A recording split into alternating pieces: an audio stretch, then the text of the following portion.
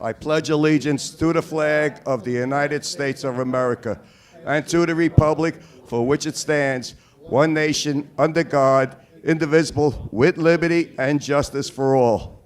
Now let's stand and say a prayer for our first responders, our service people serving overseas, and also for one of our board members. His father was taken to the emergency room today, Frano Zagara.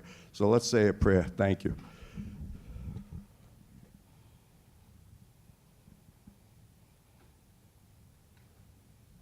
Okay, thank you. Okay, here you go, Jeff. So,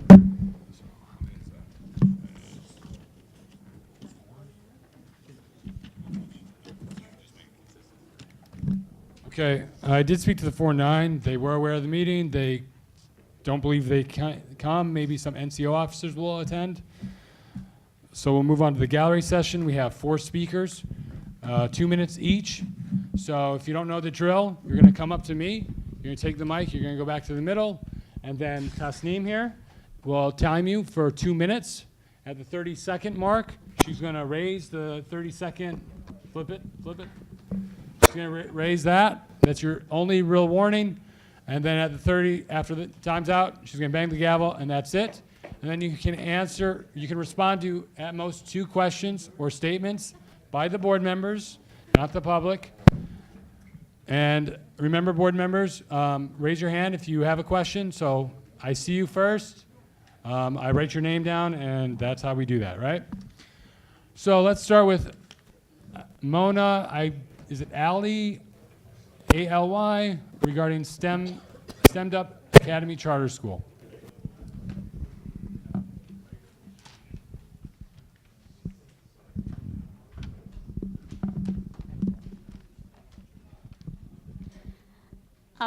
First, this is the first time, excuse me, this is the first time to speak in public, so I'll be just nervous a little bit.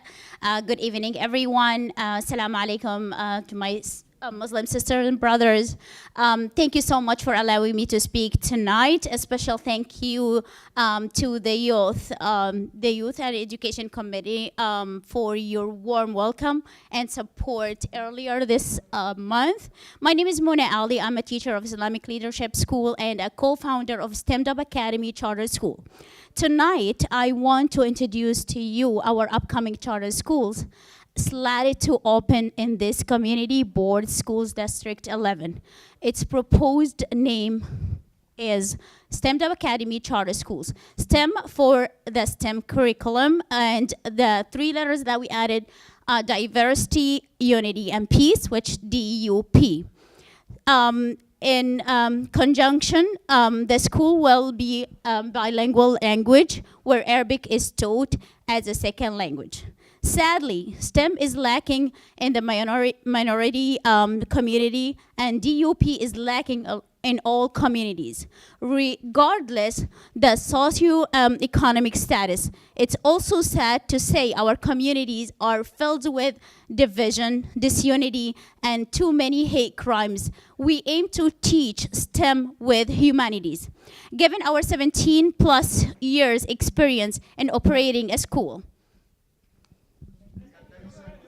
30 seconds, I'm sorry. We need to end violence and promote societal peace. We need to eradicate poverty and bridge the gap. And we're trying to reduce that gap between the ethnic. And of course, we want to build schools of tomorrow capable of closing. Any questions, comments? Microphone, please. Right there. Did somebody turn it off? Is it green? It should be green. Got it now. Where do you plan to have this charter school? I totally agree with the STEM program, etc. Okay. But where? So actually, we don't have a specific location, but we want to, since that like the growth of Arab community here in the Bronx, especially with District 11. So we don't have a specific location yet. We are like applying right now. We give our proposal, which is the AIM district, District 11, but we don't have a specific location, to be honest, yet. So it would Yep. be probably like in the Columbus campus or 144? We Something like actually we are gonna wait until we have like our proposal approved, and then we are going to start, like we are thinking now for like sharing a location with one of the public schools or even charter schools. So any other question? Okay, great. Thank you very much. You're very If you welcome. can, Thank you so much. Or you can pass the mic on to Julia from New York State Nurses Association. Yeah, if you just want to give it to her. Thank you. Do I distribute the letters later for the? Whatever you want to do. Okay. Speak, and then, yeah, you can distribute afterwards. So good evening, everyone. My name is Julia from the New York State Nurses Association, and I come here on behalf of more than 10,000 nurses. As many of you may know, a strike has been authorized to be taking place at Montefiore Health Systems, New York Presbyterian, and Mount Sinai Health Systems. And I just wanted you to know, to give you an update, that on Friday there was a small breakthrough during negotiations, and that we put the strike on April 2nd on hold, but we did not withdraw the authorization to strike, which means that we can give another 10-day notice to strike. In the meantime, we continue to gather letters of support from community organizations and community boards like you. As a matter of fact, we already have resolutions from Community Board 7 and 11 in Manhattan. We were just in 11 and 10. 10 and 7 on Tuesday, and they are saying that they will also support for fair contract and good staffing, and to negotiate in good faith on behalf of NISNA and the hospitals. So we are asking the same from Community Board 11. I do have letters here for each and every one of you, and I have flyers for the audience to let you know, what we are fighting for and what the nurses are fighting for in terms of for the patients and for the communities. Thank you. Okay, I see Marcy, then Dom Shiano. That's two. Marcy, Mike, make sure it's on. It's green. Should be green. Hello? Hi. Now, as everybody knows, I'm always in support of the medical staffing, the CNAs and the nurses. I'm not in support of a strike because of, I'm going to say my piece, and then you have the floor. When people cross that picket line, if there's any danger done to them, then I would hold the people on the picket line fully accountable for any damage to anyone who goes to help a person who's in need of medical support. That means any patient in a hospital, anybody. When you go on strike, yes, I understand that you got a union, you have to defend yourselves, but also remember who's paying you. It's not the union, all right? Otherwise, they'd be here defending you guys all the time. So anyone who crosses that picket line should be allowed to cross the picket line if you go on strike without one hair on their head damaged, all right? I just want to clarify that the nurses, we do not want to go on strike. As a matter of fact, this is the main reason we're asking for letters of support to write to the CEOs of the hospital systems. And I think it's because of the solidarity from many community boards and community organizations that the hospitals opened up this past Friday to sort of like continue negotiations. And that's why the union decided to put the April 2nd strike on hold. So we really want to prevent a strike. This is the bottom line, because it is a lose-lose situation for patients, for community, for nurses, for everybody. So this is what we're trying to avoid. Dom Shiano. I agree with what Marcy said about the strike and stuff like that, but everybody here is aware of what's going on in our hospitals.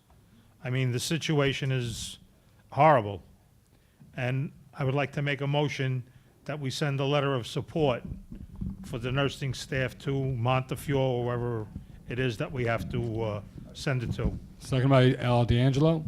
Okay, any discussion? Can I distribute? No, not yet. Just wait. No, she can't distribute that. Yeah, Go the ahead. question, Joe? Okay, go ahead, Mike. Is it green? No, turn it on. On the top, Joe. Underneath, on the top. The button, the button. See the button there? Yeah, I had him off because I was here super early. 1, 2. If you do go on strike, are you going to have a skeleton crew of nurses? Is there going to be anyone there to tend to the patients? How does that work?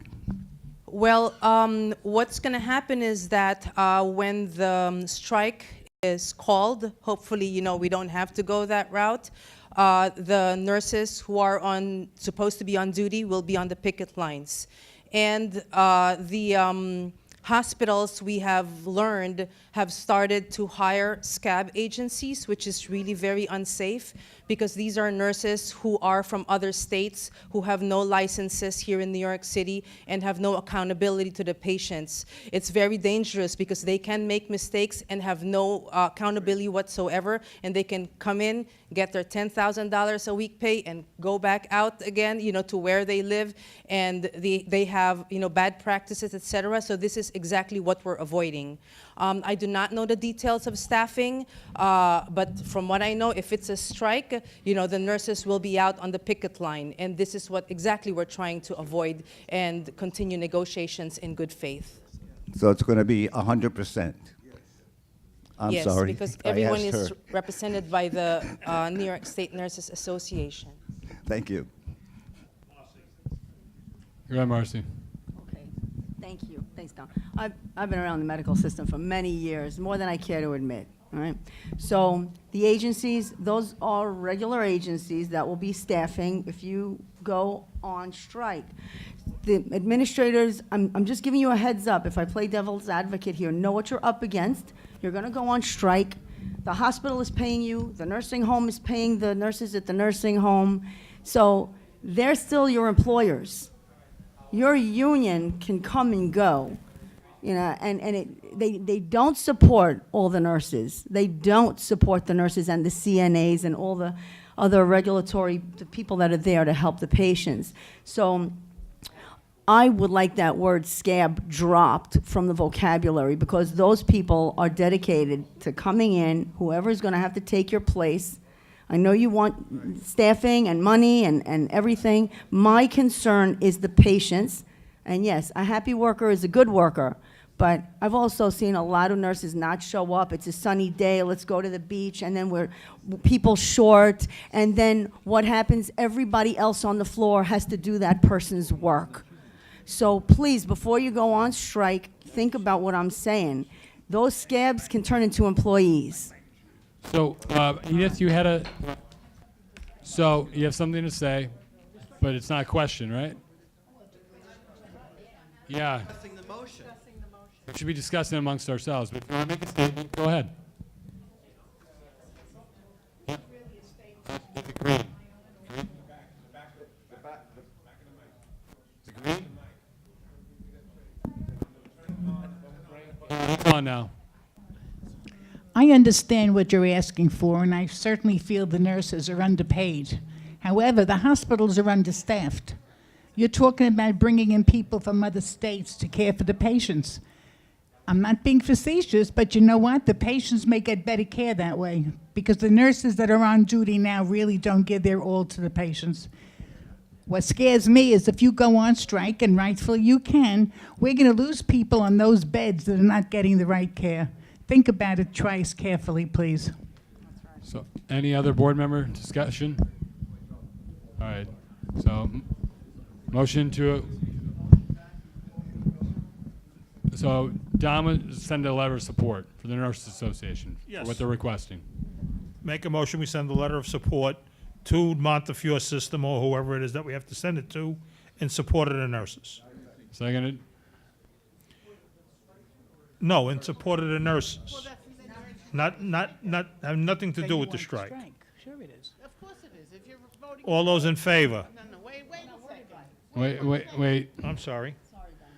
Andrea, speak to the mic, please. Because that's how it's recorded. If you're voting in favor of the nurses, then you're voting in favor of the strike. There is no two ways about this. I'm going to, well, here's, this is what you want from us. That's a letter of support, and there's committee board resolution from 7 and 11 from Catherine that you can definitely take a look at. It's to Okay. So, yeah, so, it's to negotiate in good faith and to support safe staffing. so, Of course it does. yeah, you want, I've been at a number of rallies that the nurses have had. One of the problems with our hospitals is that the understaffing by the nurses. Right. And we're not, the patient is not getting the care they're supposed to be getting, not necessarily because of lack of caring on the nurse's part, but a lack of nurses to do the job. Right. In some cases, you have one nurse taking care of 4 or 5 patients that are critical, where they should be 1 or 2, one to a patient or 2 patients to 1 nurse, and that's not happening. So the letter of support, I think, is just letting us, letting people know that we are supporting the plight of the nurses and, and their careers. Can I change the motion? so you want to withdraw the motion? I want to withdraw the motion and change it. Okay, so you. I would like to say that we send a letter of support for the nurses in order to avoid a strike. Okay. Ken Galnick, Can we make it clear that it's only that we're supporting their demand, the nurses' demands, and we're not supporting the strike? That's correct. Edith, you had something you had to add? Yep. No. Okay, all right. David, Mike, please. Mike, please. David. Mike. How do we vote if we want to support the strike? Because we've all been so careful to make sure that we're not supporting the strike. What if I want to support the strike? How do I know that? So you're making a motion.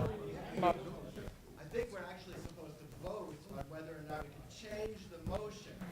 But we're also violating our own rules by allowing people from outside to speak during discussion and answering questions.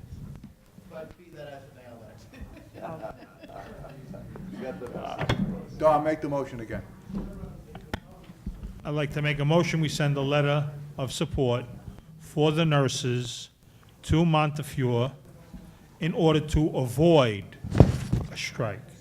I second. That they sit down with them in good faith and negotiate whatever kind of decent contract they can come up with. I second. Okay, Second by any Al. more discussion? Tony Signorelli.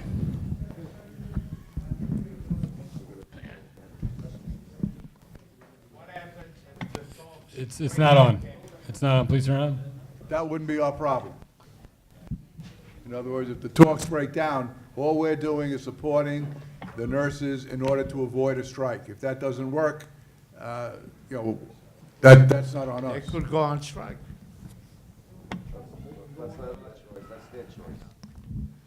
Okay. Any other discussion? All in favor? Against? Andrew Siegel's against. Any other against? Abstained. Abstentions. Pat Charles abstained. Anyone else? Sandy, you abstain? Yeah. So 2 abstentions, 1 against. Motion carries. Okay. Next speaker, third speaker, Kyle Thomas, regarding jump bikes. Here's a demonstration.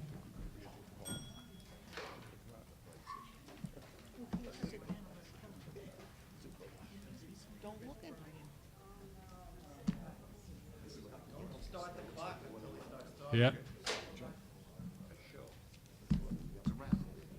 All right, your time starts now.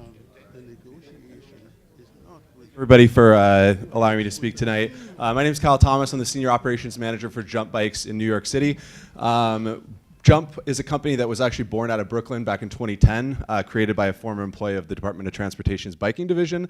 What we do is we provide dockless bike sharing pedal assist bikes across the country and across the world. So what is dockless pedal assist bike sharing? So unlike your traditional city bike, these bikes are for public use, but instead of having to dock them at a designated station, you can actually pick them up at like a public bike rack or something like that and lock it to another piece of like public infrastructure, bike rack, something like that. For pedal assist, so instead of being a traditional bicycle, these actually have a battery. It gives you a little bit of a boost, electrical boost as you ride the bike, which opens it up for folks who are have maybe physical limitations, or really helps with like hills and things like that around this area. Right now we're in a pilot program with the DOT in New York. We're offering 200 bikes are available currently in the Central Bronx, but we are hopeful to be able to expand to the entirety of the Bronx. Right now the bikes are for rent for $2 for 30 minutes. After that, it's 7 cents a minute, so it's $4 in total. Most people rent the bikes through the Uber app, actually. You can rent the bikes directly through there. We have a program that's called the Boost Program, $5 per month for 60 minutes of free riding per day for folks that qualify for NYCHA, SNAP, MTA assistance, and heating assistance as well. But overall, we've had a lot of good positive use in the Central Bronx. The majority of people are using it to go to and from that last mile. The majority of destinations are train stations, bus stops, and subway stations. So really solving kind of that last mile. I have some flyers as well up front, and So happy David, to answer any then questions. you had a question? Because she. All right, so it's either Debbie or Joe Menta. Who wants to give? Who wants to take? All right, David Levitt. Maybe we could have 3 questions. It's up to the board. Thank you. Does that have a GPS in it? Yes, so every bike itself has a GPS unit, which allows you as a user to know exactly where the bike is for you to rent it ahead of time. But are you using it to know where to pick it up? And can you tell wherever we went with it? Yeah, so we do use it to pick it up, and yes, like the route is tracked so that we're able, if somebody were to lose the bike or something like that during their trip, we can find the bike that way.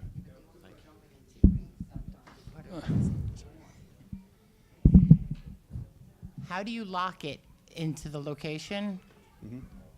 Yeah, so this generation of bike has a U-lock that comes with the bike. So when you approach the bike, it'll be locked to a bike rack, like this. You enter your PIN code into the back that you get from either the application, or you can actually pay in cash at certain locations to get your PIN code.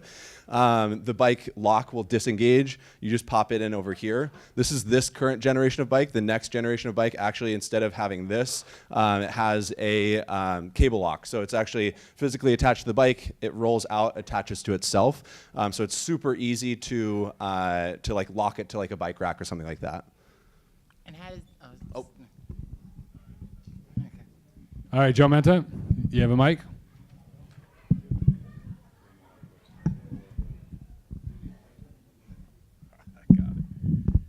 Good evening. I have a comment and then a question. So I have to comment about at least the traffic that is evident here in the city. I have 3 children. I don't let them ride bikes because I don't think it's safe, because I don't think drivers are safe. And I don't think these roads are safe. I watch people all the time, even just with pedestrians walking across the street, and how drivers have no consideration for pedestrians, let alone people on bicycles that a lot of times don't follow the rules of the road. So my question is, who's liable should somebody get into an accident on that bike, or if somebody should get killed, God forbid, on one of those bicycles? Who's liable in the case of the accident? Well, I know it would be whoever, hit, if somebody hit into them, that person would be liable. But right. Who owns the bike? Are they insured? And is the cyclist insured by the jump company?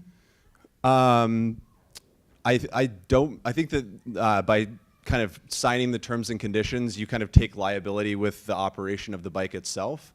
But I can provide you with the rental agreement, terms of service, things like that as well. Thank you. All that's on the website as well. So I guess we're opening up to questions for anybody, right? Worrell? One last Hello? Yeah, one last question. So that has a battery in there? Yes, so the battery's housed inside this portion of the bike itself. How is it recharged if if it run out, for the power assist in case it runs down? How is it charged? Yeah, so this generation of bike currently, so we have a warehouse on Southern Boulevard in the Bronx. We have 20 folks that currently work there. These bikes need to, in order to be recharged, so it does recharge a little bit, if you're going down a hill or something like that. But because it does require a significant amount of power to recharge the battery, we actually take these bikes when they get to about 25% charge back to our warehouse, charge them back up, and then drop them back out in the field. So that's one, the next generation of bike will be able to actually just swap the batteries in and out. So we won't actually have to physically take the bike back to the warehouse. But that is one great thing that we're hoping, especially once we expand, is all of the folks that currently work in our warehouse are from the Bronx. And so we would hope that with that expanded service area and expanded bikes, we'd be able to open up additional warehouses, offer folks jobs too. Yes, yeah. Our systems, and it'll put itself, it'll mark itself as needing to be picked up if it's low on battery. Councilmember Jonai. Thank you. I just want to point out something about the jump bike that's a bit controversial. They will be parked everywhere. It's not like City Bike where you actually have a rack where you can drop it off, pick it up from. So this will be on residential neighborhoods, on sidewalks, blocking. Nothing will prevent the bicycle from becoming an obstruction. And this is something that we've been juggling with at the city council on the expansion of jump. And unless I'm wrong, that hookup doesn't prevent that bike from being left on any sidewalk, on any residential neighborhood or commercial corridor. And some of our commercial corridors don't have very wide sidewalks to begin with. Yeah, so to answer that, so yeah, you could technically lock this bike to itself, right? But right now, we aren't seeing much of that because we do a pretty significant rider education piece. The other thing that we do is our folks are out in the field every day. Discussion back and forth. I appreciate your input, Mark, just to give us a heads up on the other side of that, but I want to stop this right now so we can get back to board business. Oh, I'm sorry. Evening. I'm not supposed to go to the gallery at this point right now. I'm sorry. I thought I had a seat on it. I thought I had a seat. You do. Good. Absolutely do. Got one question. Are you going to provide helmets for the bikes? So right now, we don't provide helmets per se, but we do in most markets offer do helmet giveaways, especially at our demo test ride events where we're doing rider education and things like that. So helmet giveaways is something that we do in many or the majority of markets that we do. We also have discounts on the website where you can get 25% off helmets as well. So we do encourage folks throughout the application and the sign up process also to obviously obey the laws of the road, but also to wear a helmet. All right, one more, last question. Kelly, last question. Hi. Since you're saying you have a limited service area in the Central Bronx right now, how does that work in terms of distance that you can take it or any reciprocity with City Bike? Because that's not going to get you want to need if you want to transport yourself by bike. Right. So yeah, the number one complaint that we have right now is the limited service area. We see a lot of people that ride to the border and stop. Right now we have to charge folks $25 if they park it outside. That is forgivable after their first time that they do park the bike outside the service area. But because we have to break the bike, or we have to put it into what we call repair mode. So it is completely inoperable if it crosses that service area line. What's the service area? It's on the pamphlets there in red on the back. All right, The so little kind of print. thank you very much, Kyle. I'll be here for the rest of the meeting, and we'll be outside as well. Great. Thank you very much, Kyle. If you could give to the guy behind you right there, Gene DeFrancis, last gallery session speaker, Allergy Merchants Association. Thank you, Jeremy. I only have 2 minutes and a lot to say, so I'm going to keep it fast. The Merchants Association is not anti-development and it's not anti-bid. We're just smart development and smart bid. So I want to put that out there for some that are spreading rumors. If we're going to do development in our neighborhood, we're going to have parking requested and schools requested because we have no room. It's already overcrowded. As far as the bid conversation, the Merchants Association had a very interesting year. I see a lot of confused faces. We know you're on our side because you have no idea the year that we've had with people basically corrupting members of our committee, asking us who our board members are. To have a not-for-profit, you need 3 members on the books. You don't need to know who our board members are. Our board members have been attacked by city and state agencies, by past elected officials. We've had the holiday lights sabotaged right from under our feet. We have people going around saying that the Merchants Association is on its way out and we're doing a bid. So I'm letting everybody know in the gallery session behind me, but through the chair, that we are aware of what's going on.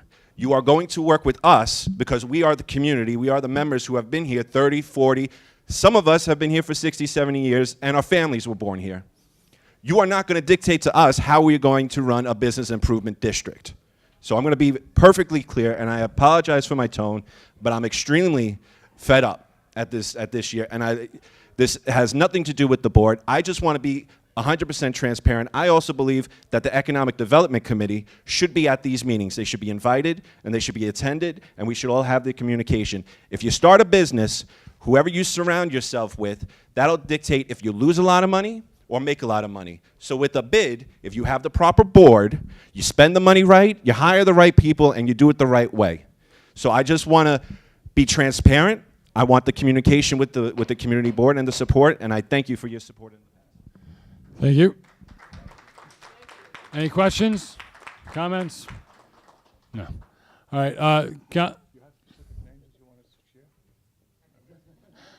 Council member, are you still leaving, or do you want to? Okay. All right. So.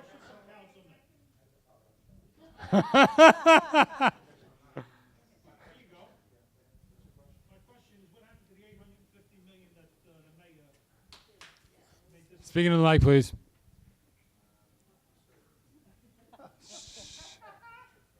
I should have left when I had the chance.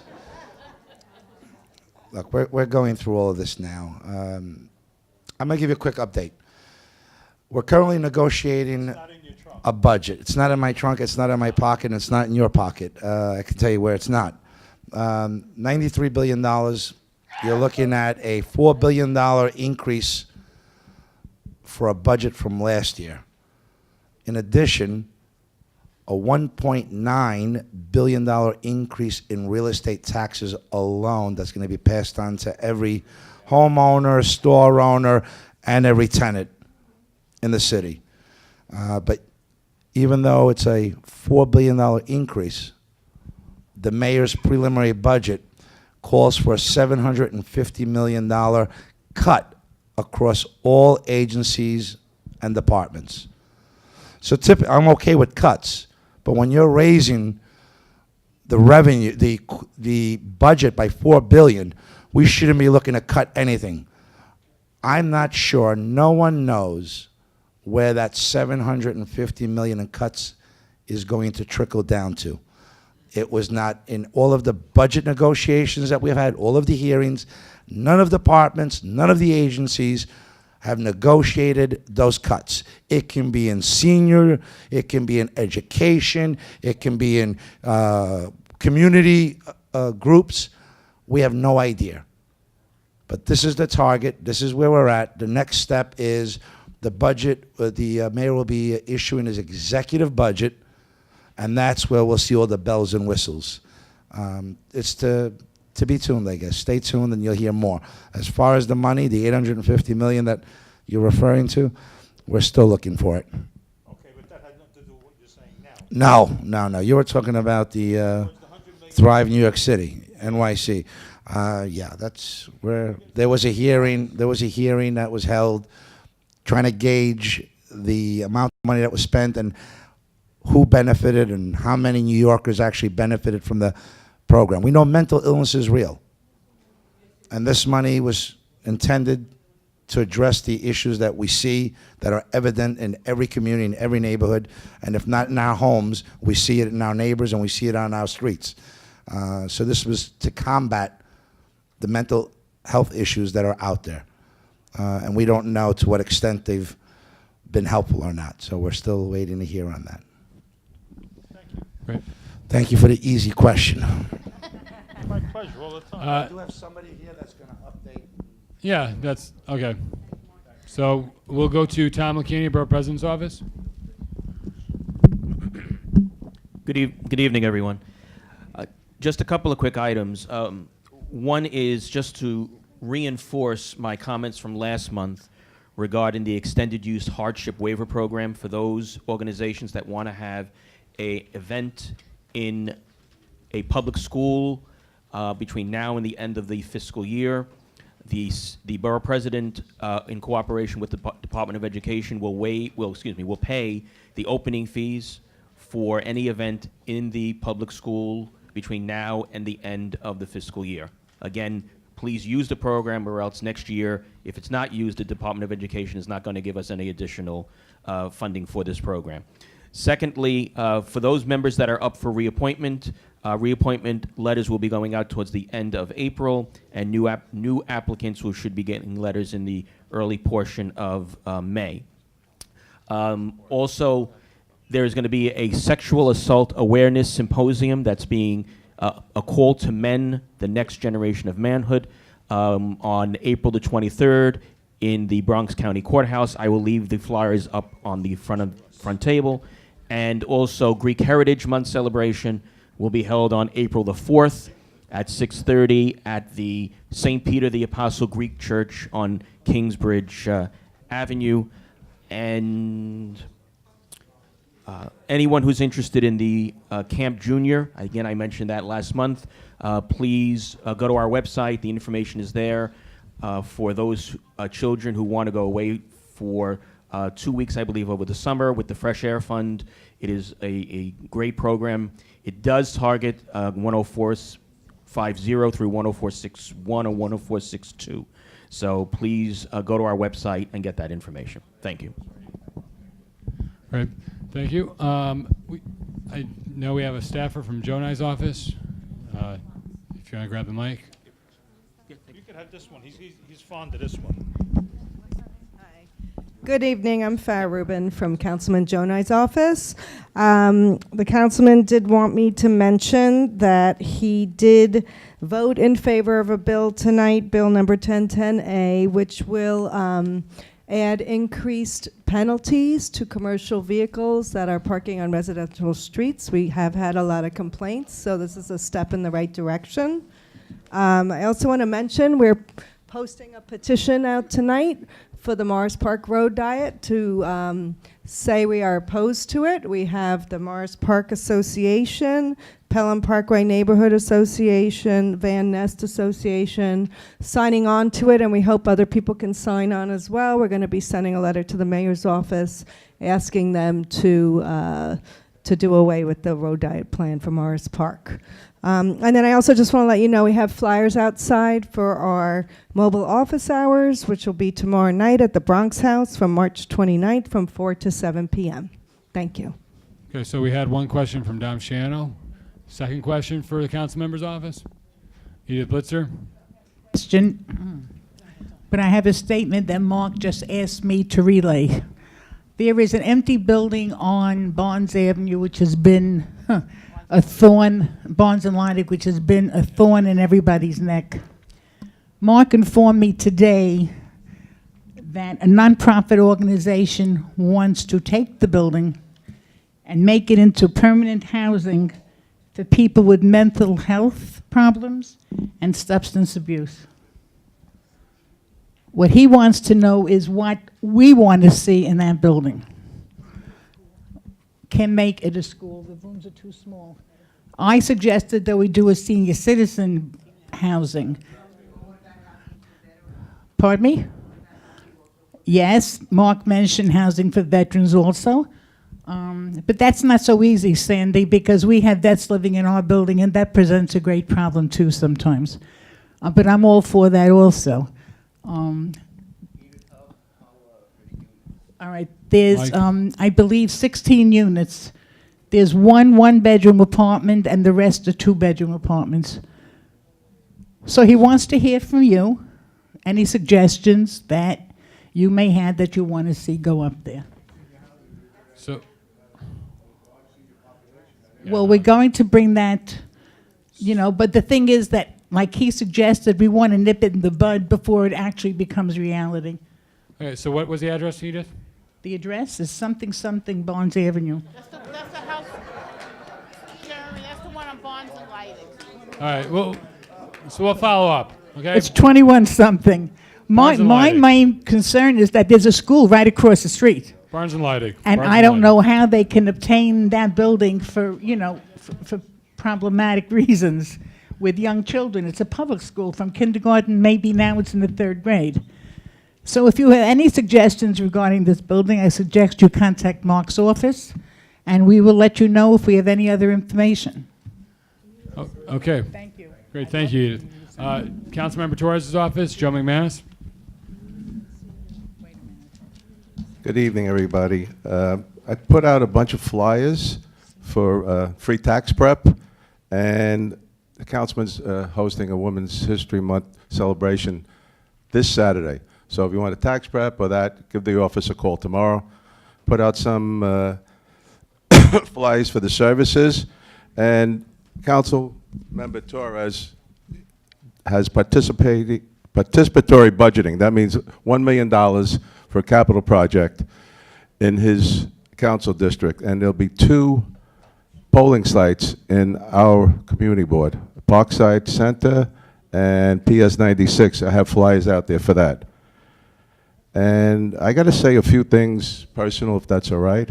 I mean, I worked at Harlem Hospital for 13 years. In 2005, I started a labor caucus because even there they were abusing the nurses and the doctors. So this is nothing new under the sun. And one other thing, I mean, I know the Councilman Joe and I, he knows I'm a bird watcher, so I put the arm on him. He actually allocated $25,000 for Pelham Bay Park, so there'd be bird walks there, cleanups, family day, trail maintenance, and everybody's eligible to go on the bird walks. They'll be every Sunday from 9 to 10:30. Meet at Orchard Beach. Thank you. Thank you, Joe. Question, Dom Shiano, Mike? Let me turn it on. Well, same question I had for Mark. I already called Richie's office about it a week and a half ago when I called Mark Jonai's office about it. If he could find out what happened to the $850 million, I'm sure everybody on the community board would like to know what happened to the money. Is that Thrive? The money that's missing, $850 million. I will see him. I can't guarantee I'll see him. I will definitely see Ramita, and we'll have a discussion about Yes. it, okay? Thank you. And And I'll the get back to trees. you. You know I always get back to you, And the Dom. trees. The trees. Give me a question on the trees, and I'll give you an answer. Now they're starting to take them down on the east side of the street. I'm under the impression that they have no intention on replacing anything on the west side of the street because they say it's too close to the parked cars. When I made the conversation, firstly, with Zev, I had a meeting on Bronx Park East, and we walked up and down Bronx Park East. So he says to me, well, you know, we don't do this. We don't do the plantings. That comes from Queens. I says, okay, just get me the information. So now we're going on and on and on. Finally, in an email, I heard this, but finally in an email, Parks, their policy is not to put trees where there's back-in parking. What they said to me, they probably put those trees in long before the back-in parking was there. So even though they're taking the trees down, Parks is not going to put any trees up. They're not going to put any new trees on the west side of the street. Unless everybody in the community goes berserk and you get 10,000 people out there and complain and bitch and moan, I don't think it's going to happen. But I didn't want to say anything till I saw something in an email, so nobody could call me a liar. But I heard from Zev from the beginning, they didn't think they were going to plant them. When I was at another meeting, somebody else from Park said, they don't realize they're not going to take the responsibility of these trees falling down. So that's Parks' MO. They know what's best for you, and they're not going to do it. They were even talking about who's going to put up a barrier if they actually did plant the trees, because in some spots there's stanchions, and some spots there's actually a barrier, around the trees.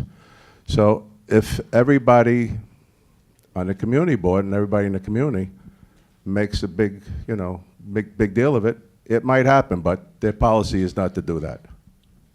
I hope I answered your question.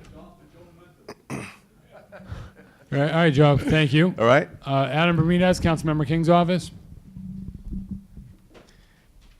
How's everyone doing? Not much to report. Just I know the city council recently passed a bunch of legislation involving lead standards in places like schools, daycare centers, and stuff. We have a bill. It wasn't passed yet, but I just feel like it's on route. Certain things we know in government take longer than possible. Junior, I don't got an answer on your speed bump yet. So, but anyway, our bill is about just testing on lead levels at least once a year in daycare facilities, and then informing the parents. And making sure, in other words, if they're a little bit high, you have to put in a water filtration. So I feel pretty hopeful for the near future, though. But that's about it. Thank you. All right. Same question. Tell him, Tom Mr. Shannon. Councilman, what happened to the 850 million? Gotcha. Everybody wants to know. All right. Thanks. Okay. I was informed by a member of the gallery that the city council did vote on Blondell Commons today, but I've not been able to confirm that and how it voted exactly. But I will follow up on that. I know someone from the Public Advocate's office was trying to come tonight. I don't know if they actually made it. Guess not. So then we go on to our federal elected officials. Noreen Akhtar from Congresswoman Ocasio-Cortez's office. Good evening, Community Board 11. Hope everyone is doing well. Wanted to update you on a couple of things. First, the Congresswoman would like everyone to start thinking about the 2020 census and start having these conversations with your families and community members, and make sure that there is a full-on public education component of this, so that every individual in our district gets counted and we get all the resources that we need for our roads, for our schools, and all of our public utilities. Second, our office has been very active and engaged with the Metro North planning process. We want to advocate on behalf of all of you. So whatever development that does happen, whatever train stations do arrive, want to make sure it's planned in accordance with the community. So any concerns you have around parking, congestion, housing prices, please be sure to flag and raise to us so we can advocate on your behalf. After that, we've heard some concerns around USPS and postal delivery in this area. Want to let you know that we've been working with the Bronx Postmaster, Mr. Scott Farrar, to troubleshoot, in particular, specific addresses that have had issues with either late or misplaced mail delivery. I've been working with Jeremy to flag, which addresses have been experiencing this, and we were able to identify which mail carriers were delivering there, and corrective action was taken with them. So we're keeping an eye on it. If you continue to have problems, please let our office know, and we can continue to work on and hopefully address. Second, tomorrow we'll be doing a Green New Deal town hall. It'll be over at Albert Einstein College, and it'll air on MSNBC at 8 p.m. tomorrow night, so you can tune in. With so much of America underwater, with flooding in the Midwest and so many of our low-lying areas here in the Bronx between Throgs Neck and then on the Queens side at College Point, we want to keep on pushing the dialogue on climate change and make sure that we're prepared and that our future generations are prepared to address it. And finally, we're prepping for the congressional recess. So the last 2 weeks of April, Congress is in recess. We'll be in the district doing programming, doing our first coordinated town hall. So please like us on Facebook. We're Office of AOC. We'll be posting our events there, and you can stay up to date on our programming. Okay, I see Tony, then Dom Shano. Mike, Tony, Sayano. Good evening. I believe you said you spoke to the post office's concern. I was one of those people, okay? Now, I also remember telling you it was not the regular man, not the steady man. I hope you conveyed that to those people. It wasn't the steady, it's the fill-ins that were causing the problem. Yes, and they did mention that staffing is an issue with frequent call-outs from postal mail carriers. And so we've been working with them to troubleshoot ways to decrease call-outs. You know, they take a lot of corrective action. We suggested possibly incentivizing not calling out, maybe implementing some incentive programs or scoreboards to help increase attendance and boost attendance. So all my concern was that you didn't, the regular guys didn't get penalized. And I think the other people had the same thing as me. It's the steady guys we didn't want to hurt. It's the fill-in, which means it's management. You know, an old-timer there told me last week that there's nothing they could do. When they broke in, they were trained properly by a regular man. Now they just give them the bag and go out there. And that's what an old-timer in the post office told me. That's what's happened in 10469. Thank you. Okay. Dom Shano? I haven't asked this many questions in the last 6 years. I'd like to know what the Congresswoman is doing about refunding or funding the 9/11 Victims Foundation. yes, and I believe we'll be getting a letter from the board regarding that. We do, it's on our radar, and we do intend to co-sponsor that legislation. Thank you. David. No, that's 3. Congressperson going to be visiting the board? I know there was some discussion about her coming to a meeting. Yes, so we were actually planning on coming by the April meeting before it got rescheduled, and unfortunately not in line with our availability, but we are working with Jeremy to figure out a time when we could set up that meeting. Thank you. So it's under my report. I'll come to it when we get there. And then it's also under my report, but since you mentioned it, I did email you. I know you said you were going to relay how our position on Columbus Day as well as 9/11 to the Congresswoman, but you still want a formal. You want something more than the email I sent? Yeah, we're happy to take a letter just to have it on file. That's fine. Okay. All right. So we'll move on to. Okay. Well, yeah, he's next. So okay, we'll move on to State Senator Biaggi's office, Christian Amato. What's his first name? Good evening, everybody. First and foremost, the senator co-sponsored legislation that passed this week. This is Bill S4331, which relates to photo speed violation monitoring systems and the program for school speed zones in the city of New York. There are obvious safety measures to protect our children. People shouldn't need the threat of a ticket to understand why they shouldn't speed in a school zone. Sadly, some do. Senator Biaggi will be consulting the city to ensure that schools in District 34 are included in this safety program, including all speed cameras around all schools in the area.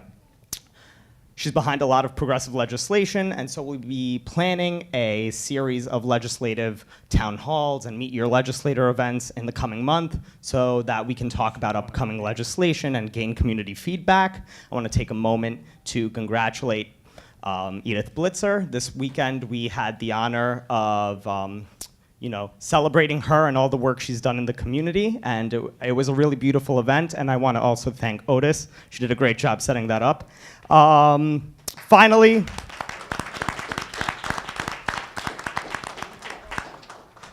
regarding the Metro North, as yesterday was the event at Einstein, I've been in conversations with DOT about securing parking on Waters Place campus, and hopefully we will come out successful.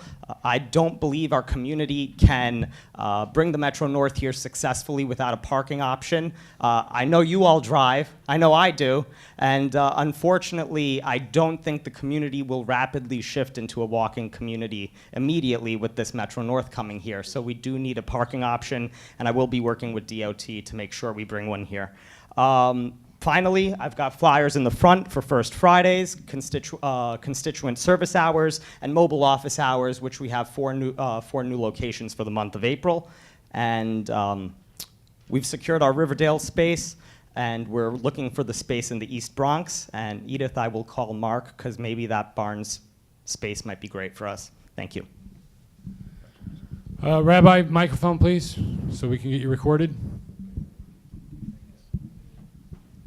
Okay, so in Riverdale, Metro North has a little jitney going around which picks up people from their houses and brings them straight to the train. Why is there a law against doing that in our neighborhood? Right, and I know Al is really interested in a shuttle service as well. That's a recommendation that we've passed along to both DOT and the people working on the Metro North exploration project, and we believe it's necessary to have a shuttle as well. And our office will be helpful in trying to fight for that for our area. Who pays for that shuttle in Riverdale? I am not sure, but I will find out and get you an answer at the next meeting. Thank you.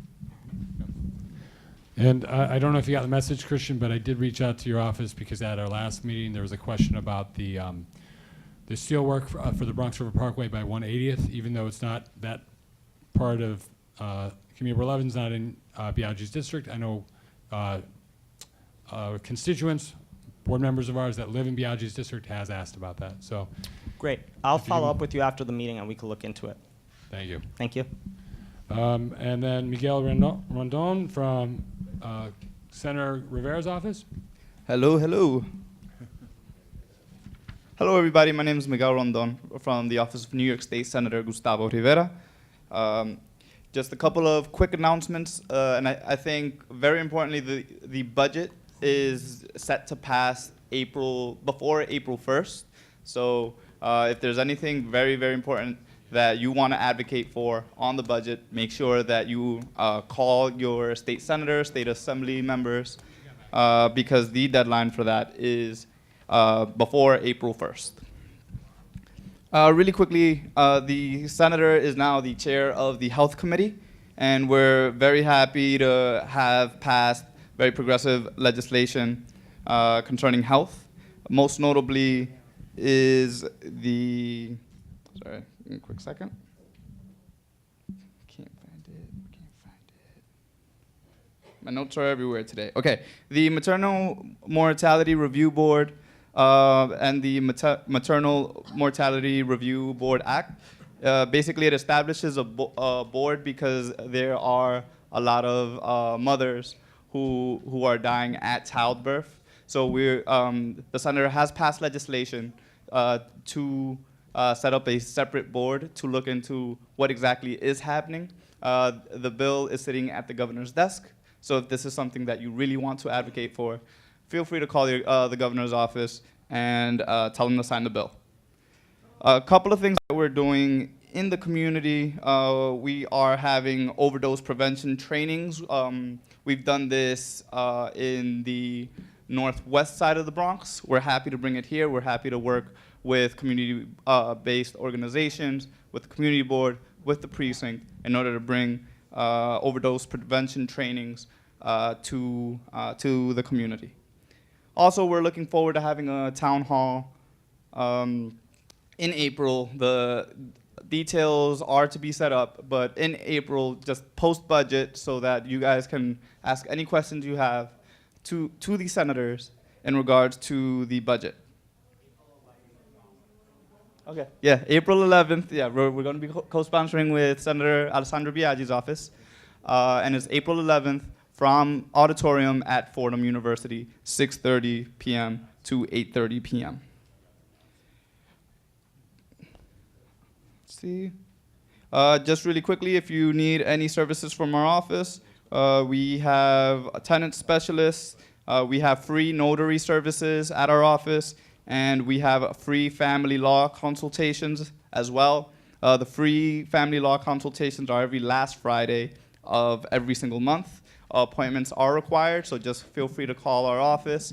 You can follow us either on Twitter, like us on Facebook, follow us on Instagram, or you can call our office or email our office. The phone number is 718-933-2034. I'll say it one more time, 718-933-2034. Thank you. Yes? Referred us to the governor's office. Yes. What is that number? I've been trying to find out myself, to be honest with you. That's the magic trick. Yep. Can't get them. All right, thank you. What I know often works is tweeting at the governor's page. I don't do that. It's a thing. I'm a phone person. Gotcha, I I'm not the understand. man. So Well, I'll call your office and maybe you can, look it up for me somehow. Okay, yeah, I can definitely work with that. Thank you. Good. Yes, I know that you had a question in regard to the structural. Same thing, yeah. We are working. We've reached out to the Department of Transportation at the state level. They are looking into it. They haven't given us anything concrete, but once I have something concrete, I'll report back to the board. Okay. Thank you. And then last but not least, well, actually, no, we have 2 other electeds, at least, I think. So Ronell from Jamal Bailey's office, Senator Jamal Bailey's office.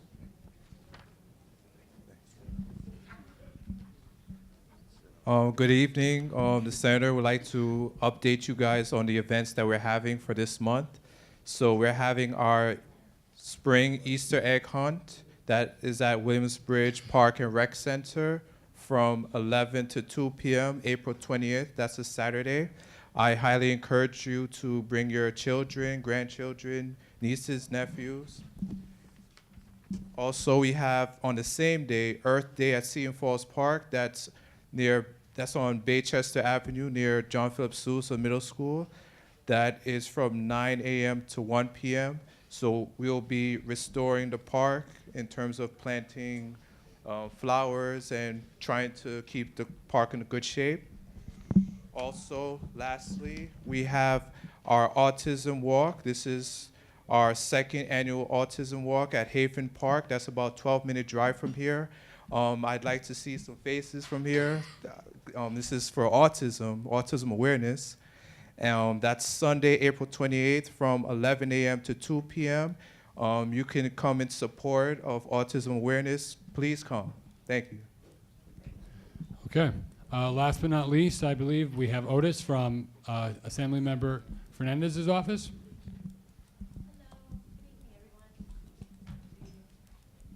Hello, everyone. Good evening. Good evening. I'm Otis Guerrero, Director of Community Affairs for Assemblywoman Fernandez.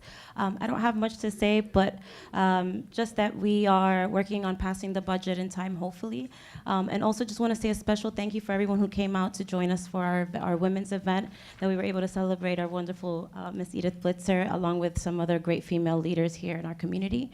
Currently, we're going to host a post-budget town hall in Norwood. However, we are going to bring the end of session, one session ends in, I want to say end of June or July. We're going to coordinate with Senator Biaggi's office to bring you guys just a whole synopsis of everything that happened up in Albany this past session. Also, I would like to reach out to you guys sometime next week. I'm trying to work on some cleanup events and things like that, so hopefully, Mr. Menta, you would be a great part of that. Maybe like an Earth Day event or something that we can host. Also, I have a couple things coming up in the calendar. Just bear with me. We just moved to our new office. We will have our awning changed soon, and then we're going to do a nice ribbon cutting, and we will invite all of you guys to participate. So some of the things that Assemblywoman Fernandez had co-sponsored in the last couple days is she's pushing to restore education funding for the CFE and restoring the Medicaid cut of $550 million. Also, another thing is about prevailing wages and increasing salaries for direct care workers. So once the budget is passed, we will hold the hearings on these issues. Also, now that we know about what's happening in Barnes and Leidig, please let us know. Give us your feedback as well, what you guys would like in the neighborhood as well. Also, in regards to the Metro North, we understand that there's all these changes that are coming into the community, especially the increases in rent as we know, I know that Raphael Schweitzer and some of the things that we're dealing with in the community as far as like trying to push for the universal rent law. So that's something that we are advocating for up in Albany as well. So thank you very much and have a great evening. Great. All right, thank you. That ends the elected portion. I will take the mic, if you don't mind. And then we'll move on to our chairman's report. Albert D'Angelo. Good evening. I need a motion to approve the minutes, the February 19th minutes. Motion on the meeting. Any discussion? All in favor? Opposed? Abstentions? Good, minutes carry. The next part is proposed new hiring. If you look at your minutes from the executive board meeting,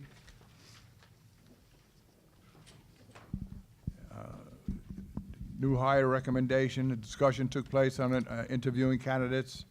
I reported that Jeremy had recommended the hiring of Marilyn. I can't pronounce that last name. And I stated that I'd present her name to the full board for their acceptance.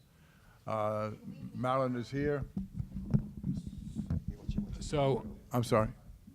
Marilyn, could you stand up, please? Not only that, but why can't the full board also talk to her and question her as part of the process? I know the executive board does it, but I think to be democratic, maybe?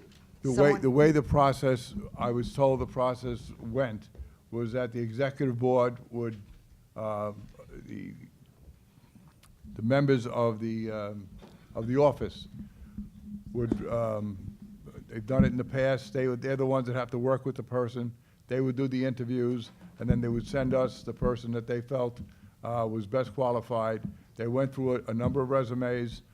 They came up with 3 finalists. One had to recuse for cause, and Marilyn was, her resume is available. You have them, gentlemen? yeah, so I was advised by the board president's office to Take hand a out. look at them, but please, we want them back. So- They're not for public knowledge, they're for basically the board. Marilyn comes highly recommended. I think, Edith, you were one of her staunch supporters. We went through the letters of recommendation.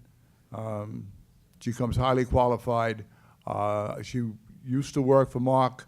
I was concerned about that. I asked Jeremy to please check with Mark to see why she left Mark. I wanted to make sure there was no reason that you were fired or, and he had only praise for her work ethic.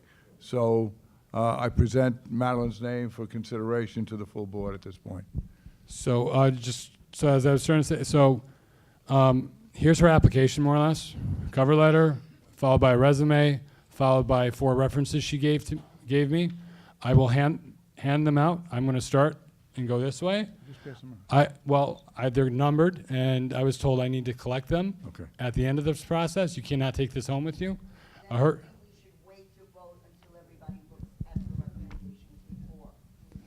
Okay. Okay, take a look at the recommendations. We'll hold off the vote until after we're finished with everything else. Yes. Joe Thompson. Joe? Why can't we wait until the next meeting? I don't think there's anything really crucial there, is there? Yeah, the only reason is that there's funding that needs to be spent by a certain date, and that's why we have to do it ASAP. Did we finalize what we were doing with? No. Yeah, the executive board voted to hire an extra person for the board. I know, but the full board is supposed to make that choice also. That's not what I was led to understand. The And- executive board made that decision, the vote was 4-2, to hire a new person, and that's what we went with. Who made that recommendation to you? Is that the way we have to do it? That's what I was led to understand, that's what was done in the past. Well, who led you to understand that? I spoke to John Frater. Usually Don made the decision on his own, but I figured we should open it up to the executive board.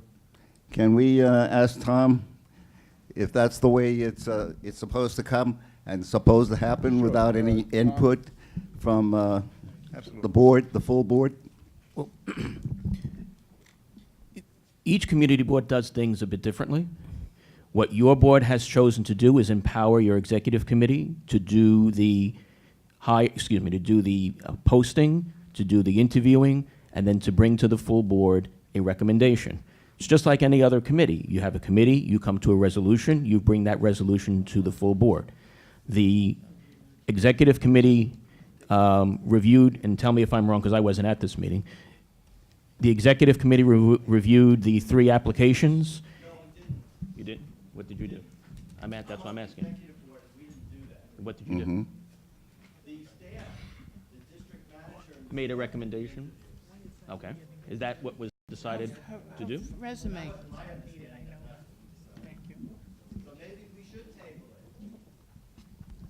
It wasn't, Tom, it's not my understanding either that the executive committee was supposed to go ahead and hire a person, because I thought we were still in discussion as to exactly what we were going to do with those dollars. The executive committee is not hiring. The executive committee is putting forward an applicant who, after going through all the resumes, is the applicant we chose, we felt we put forward for the board for your yes or no. Yeah, but what I'm saying, though, Al, is that those dollars that we had, I know we brought this up at the last meeting, but I didn't know we came to the resolution that we were going to use those dollars to hire someone else, rather than enrich the staff a bit. That was the discussion with the executive board, and as I said, the voting in the executive board was 4-2 to hire a new person. But doesn't the board have a say in this? Whether or not to hire a new person or not?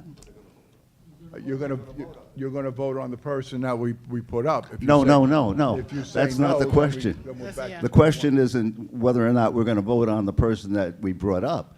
The question is, are we going to hire a person, period? Right. And who makes that decision? the Just the executive board? The executive board made the decision. Well, what about the entire board? Tom? The executive board made the decision to hire a new person, part-time person. The question that Joe asked, is that in our purview, or is that something that the entire board should vote on?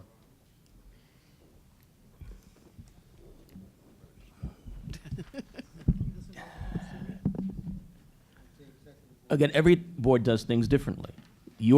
At the meeting last month, we talked about the posting, we talked about the hiring of someone new, and the process had started already. If I remember correctly, the ad had already been put out, and the due date was shortly after your last board meeting. So the board knew last month that we were moving forward, that you were moving forward to hire somebody. Well, Tom, but before that happened, we were informed at the last meeting that the board, the executive board had posted this. Right. But we had no say in whether or not we wanted it posted. And that's my problem right now. Absolutely. So perhaps I'm the only person that thinks that way. You're not. You're not. But if we have dollars to spend, it's not going to be up to 4 or 5 people to determine what this board does with those dollars. This is a discussion, and this is a decision that the entire board makes. Absolutely. And I would like to see a vote on that, because I also talked to John Fratta, who knows more about the office staffing than anybody here.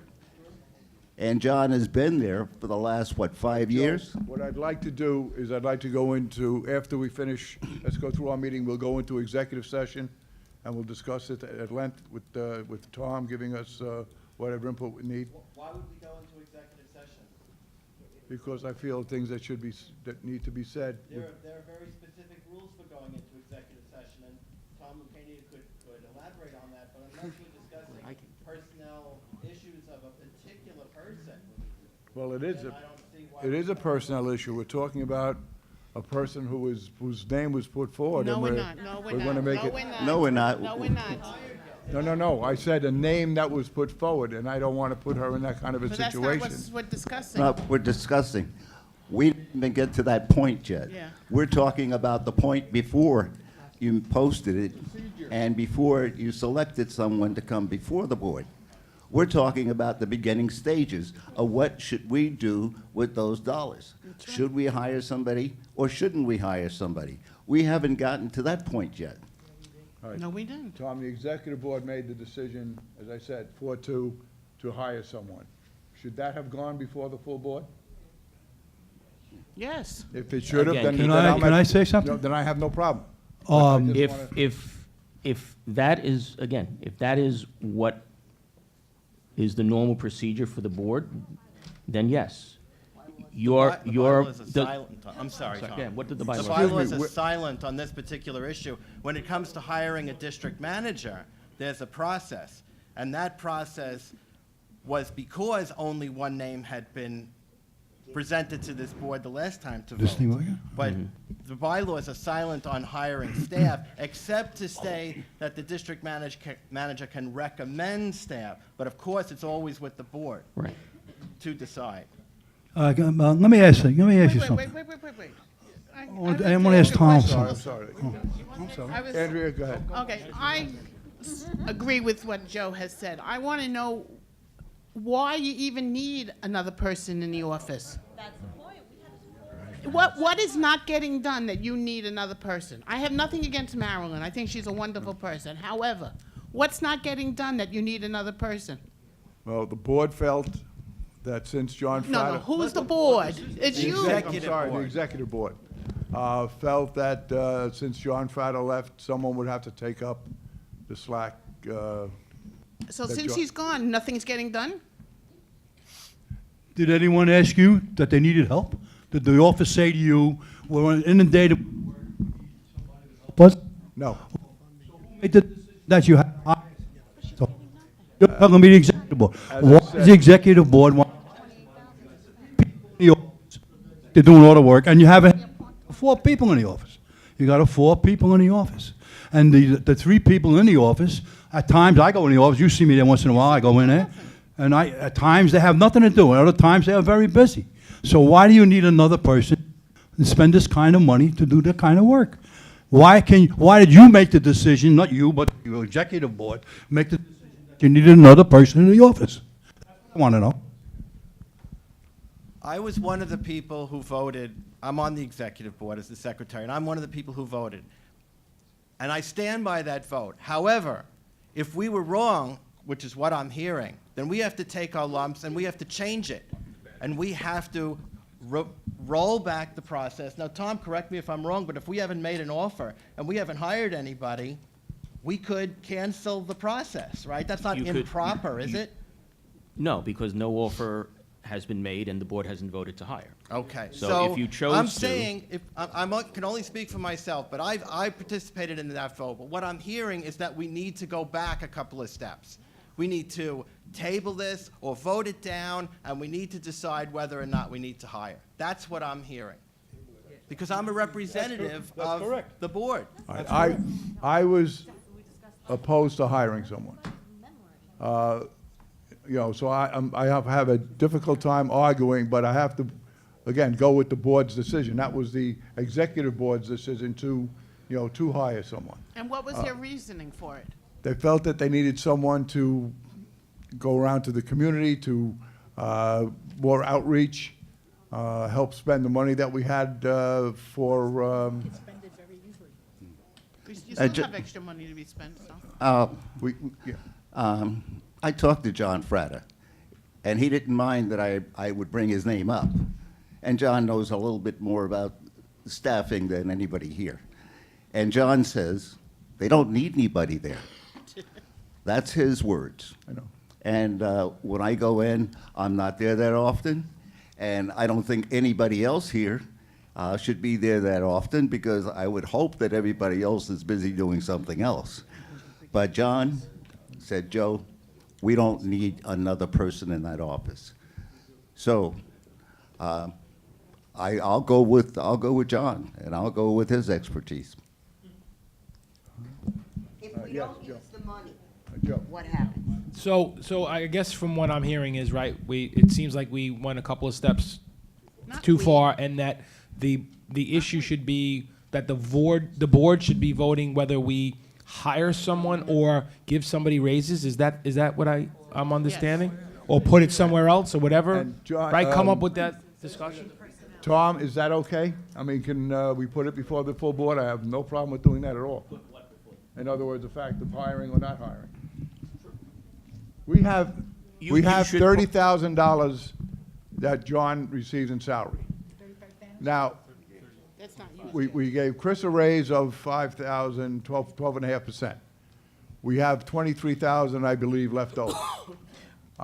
One of the options was to divide the money up among the people in the office. That was one part. The other part was to hire a new person. And the discussion went back and forth, and as I said, the vote from the executive board was for it to hire another person. And again, if we can do it a different way, I have no problem with opening it up to the full board. Al, just one thing. Just so everybody understands, the $30,000 that John was making in this fiscal year, obviously part of it has already been used because he worked up until January. You did give Chris a merit, which is some additional funding. Then obviously there is some additional funding left. If the board wants to go back to 2 steps, and your next exec meeting, anybody who's interested, if Jeremy wants to make the case for a new staff member, then he makes it at the next exec meeting, where everybody then is invited to go, and if you come, you state your opinion. But you also have to understand, you give committees responsibilities, just like you give every committee responsibility. So if you go to the exec committee and you're not there to express your opinion, then the committee is going to make a decision without your input. So if you have an executive committee meeting that has on the agenda the discussion of whether to hire somebody new, then you have that meeting. The executive committee at that point can make a recommendation to the full board to hire. And then you'd have to determine whether you will just go with the existing applications or if you will then reopen the process for new members. So since you have this on the agenda for this evening, in order to get out of it, someone should move to table this so that you can move on to an executive committee meeting. I just again, I'm new at this, so you'll forgive me. Tom, I should have done this to the entire board right from the beginning? I mean, just. I'm not going to say yes or no. No, There is no precedent here, as was said I don't earlier. have thick skin. I mean, thin skin. What I'm saying is that, as you said earlier, things were done with, when John was hired and when Dominic was chair, and things were done a bit differently. Yeah, he hired everybody and didn't ask anybody. So now, board members want to be more involved, which is fine. So my suggestion is. Yeah, so. Tom, would this be fair to say? I just want to get this done right, that's all. Well, can I say? Yes, Edith? Would this be fair to say that? Okay, Edith. Go ahead, Vinny. I bow to you. Finish. Go ahead, Vinny, then Edith. Would this be fair to say that we in the executive committee now is controlling everything, which I've never seen that before, but the executive committee comes before the whole board and says, we want to hire another person, we have X amount of money, and bring this, and we talk to the staff, and the staff says they needed the help. Their staff said they didn't need help. As long as they're doing the work and it's being accomplished and everything is on board, why would you want to hire some? So bring it to the board and say, look, we talked to we think it's a good idea, the executive board, to hire another person. We talked to the office, they say they don't need it. To counteract that, here's why we think they do need it. And let the board decide. I mean, before you even put it in the paper, what you ever did, and hire somebody. This way, it's all one-sided. It's all what the committee wants to do, the executive board wants to do. It isn't, the whole board here has nothing to say, all we got to do is vote yes or no. That's a lot of baloney. Okay, I have a question. With the money that's left, and I guess this would be a question to ask Tom, can some of that money be given to the different communities, like Van Ness? Yes. You're saying yes, he's saying no. Let me ask him. He answers no. Salary. It's only a salary line, is that it? Yeah. Go ahead.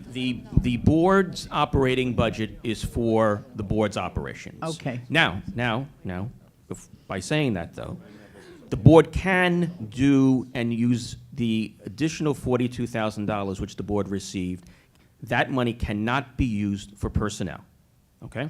So Okay. what Jeremy and Al are talking about in terms of the present budget is the normal $230,000 and change. Each board received an extra $42,000 this year to do, whether it's office improvements in terms of computers, et cetera, or community events. They can give Pelham Parkway $5,000. That's what I'm saying. That's what I thought I heard you say. No. Okay, then, What I meant is, let's say we'll take Allerton, we'll take Van Ness, we'll have Pelham Parkway, Morris Park, have money, let's say we have a lot of graffiti going on in all our areas. Suppose we want to put a mural up on one of the walls. Can that money be used for a person to do the murals? well, yes, to a certain extent. Okay. But again, that has to be something that's coordinated through Jeremy, through contract. And again, you know, if you're having this question as to hire somebody, I can only guarantee that if you were to come and say, I'm going to spend $5,000 for graffiti, for a mural, that everybody's going to want to say in how that money is spent as well. So if you're going to do that, and you'd have to talk to Jeremy about how much of that $42,000, because I know he's used a portion of it for FedCap, to see how much money is left, and then decide, and it's now April, you've only got 2.5 months almost to use this additional funding. So anything has to go through Jeremy. So first question, do you mind, Dom? Can I? Listen. First question. I had the mic 3 times. I'm going to talk right All now. right, Janice, okay? then Jeremy, right? Okay. Listen. Joe said John spoke with him and said nobody's needed in the office. You cannot go with what one person said. I think the entire board needs to be involved, and I think we need to table this. We're going back and forth and back and forth. Table it, and let us know when the deadline is, okay? Let us know when the deadline is, and let's deal with it. All right, we're going back and forth and back and forth. Let's stop right here and let the entire board be involved in the process. Thank you. So so I wrote down names, Dom Chanel, then Lisa, and then we'll get. First question I have for the board is, anybody opposed to Harriet working full-time? She's a part-time employee. Well, that's a loaded question. Does she want to work full-time? She's. I'm sorry, Tom? So it's an executive session question. Sorry, I withdraw that question. Yeah. Okay. So I know somebody wanted me to talk about processes for Chris and Brody. So that was when Dom Castori was still chairman. So. We need to table Well, I mean, it. it's up to you guys. You want to? Table it. Well, Table it, let's if do we're it. going to table I it, just would like you to know how it was done in the past. I don't want you to think that I just shot from the hip and decided that this is what I was going to do. Okay. All right? Oh. but if There's we're only gonna- about 5 people here that were here during those years. And Dom did everything a different way. And because he was Dom, he was able to do it. But I think that we should go along the right path. We should table it now.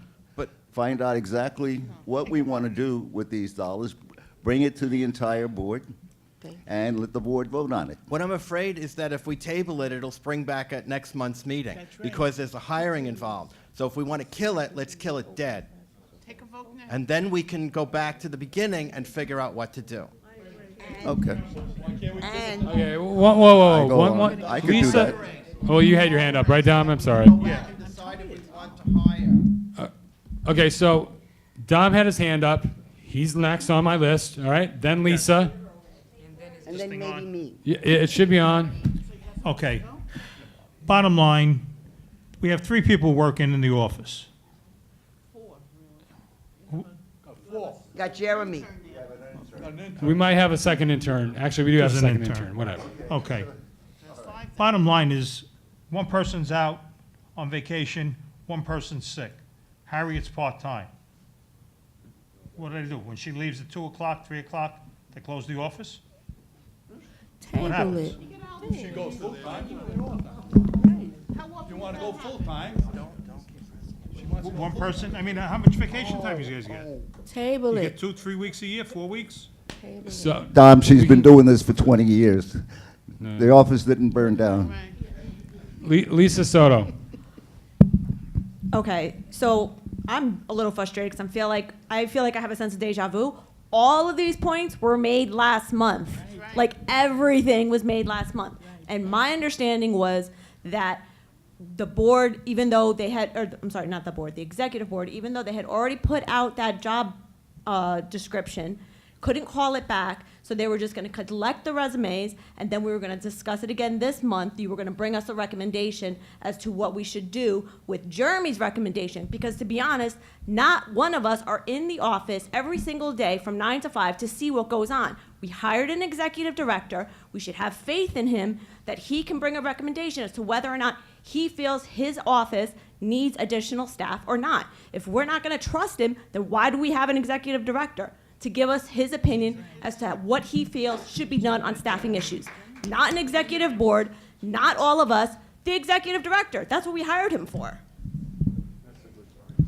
And the chair wasn't here last month either. And we didn't get an opinion from the chair. And I think those are the two most important people on this, because these are the people that work directly with the office. And I think, again, if the procedure is to stop it now and kill it now, and then come back next month with the entire board involved. My only concern about coming back, I'd rather do the debate here and then vote next month, because otherwise we're going to go through the same thing next month. So, yeah, that's the other. Tony pointed it out. We'll end up losing the money because there's a time constraint on how far the money has to be spent.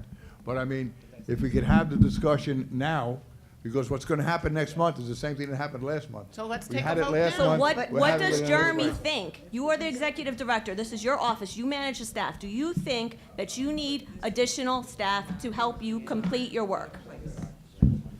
Honestly. Well, first question, I mean, why don't we do this at the very end in case we have to go into executive session, right? So why don't we just go Why don't we into get through the motions that gotta be voted on, and at the very end, right? Because we may have to kick the public Because out. they want your opinion before they No, vote. I understand that. I have no problems giving it. So But, then let's go into executive session. so You don't should, want them to be hearing what he has to say. what's that, Tom? No, I agree with you. We should go into Yeah, the end of the meeting. Finish this We'll finish everything else, then we'll come back under old business, and then kick the public out, because unfortunately when, no I'll offense. be here till 10 o'clock. Okay, so that, I believe, concludes the chairman's report? Okay, so then we'll move on to district manager's report. Now, we got a slow printer, unfortunately, so I don't know if everybody got a copy of my report. If you didn't, I know there was a little chaos in the beginning without the signing table up front. I have extra copies of my report here. I remember this Maryland's application, though. Do not walk out of here with it, please. I was advised by the Borough President's legal counsel to leave it here. No, you can leave it. You can. Well, maybe we should just collect them. Okay. All right. So USPS meeting we talked about. I'm still pushing for a meeting because I know some board members want a meeting with the USPS with Congressman Ocasio-Cortez's office. In terms of the Congresswoman herself, so she was going to come to our April meeting, but since it was moved because of the holiday, Congress is in session all of our meetings up until the end of the year when we normally meet, so we need to arrange for a special meeting with her. We need to put in a request for a special meeting with her. I don't know if we want to wait till summer to do that. She has a almost completely open calendar in the summer. So if you look on page 2 of my report, that's the congressional calendar, right? You want proposed dates? We have some type of meeting with her, special meeting, maybe August. That's the congressional calendar. I didn't get that. Yates Avenue, the person's not here. Conflicts of Interest Board, Bronx Community Board 11 day at Yankee Stadium. Unfortunately, I've got a new restriction related to the Conflicts of Interest Board, thanks to an inquiry. If you're a board member and your child is not receiving the award, which is allowed by the Conflicts of Interest Board, or you're not going on field, on part of the on-field ceremony, and you represent an organization or you want to pick up tickets for your neighbor or whatever, but you personally are not going, you personally can't get tickets from our office. Your organization, let me give Morris Park, for example. I cannot give Al tickets for his association. He has to send Lefty or somebody else from his organization. If you're a board member, you're not getting them. Please don't ask. Okay, is that clear? FedCap. No, it's not? I didn't say it's fair. Is it clear? Because I was told legally that's... It's very clear, Jeremy, but it's not fair. Most of my board members work, and how would they get to your office by 5 o'clock to pick up the tickets? 12. You gave me 12. 12. Yeah, I have it somewhere. I got interrupted. Can you say it one more time? I'm sorry. You want to hear it one more time? I didn't hear it. I got interrupted.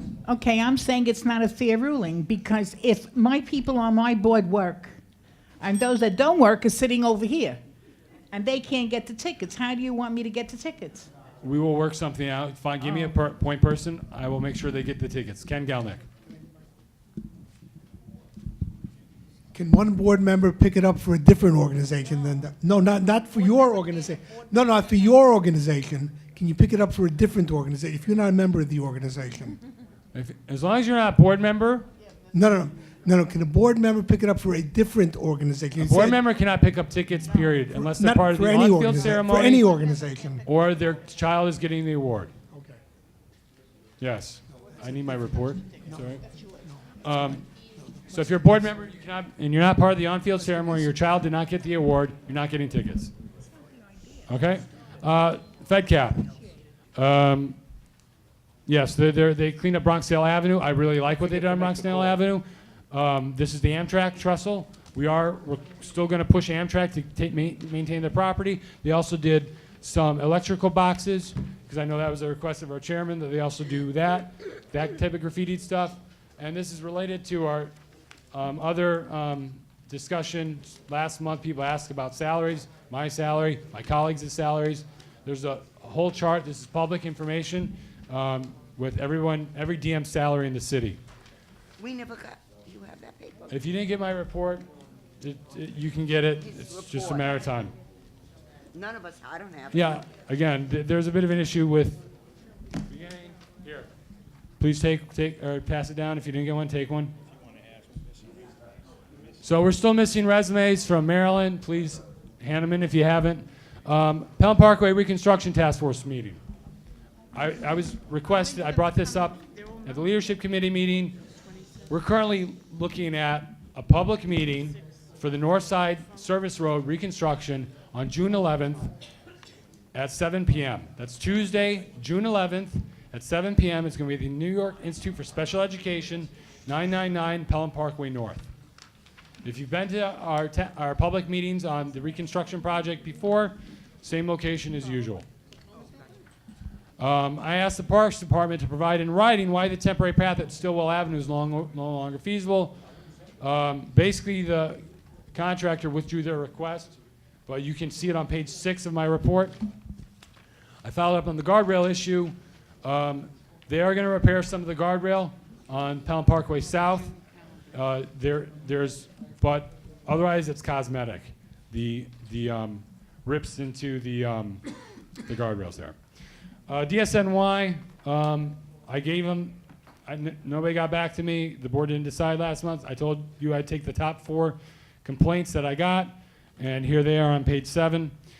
Columbus Day, this is the response, and Columbus Day and September 11th Victims Fund, this is the response I got from Ocasio-Cortez's office as well as Engel's, but obviously earlier she wants a formal letter.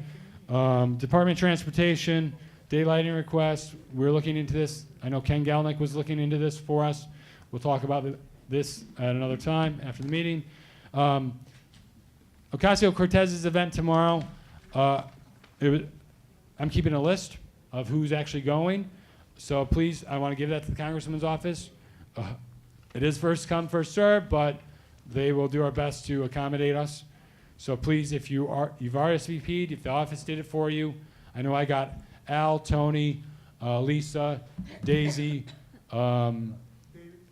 David's relative, Yahe, and Joe Menta. What is this for? And Ken, you RSVP'd?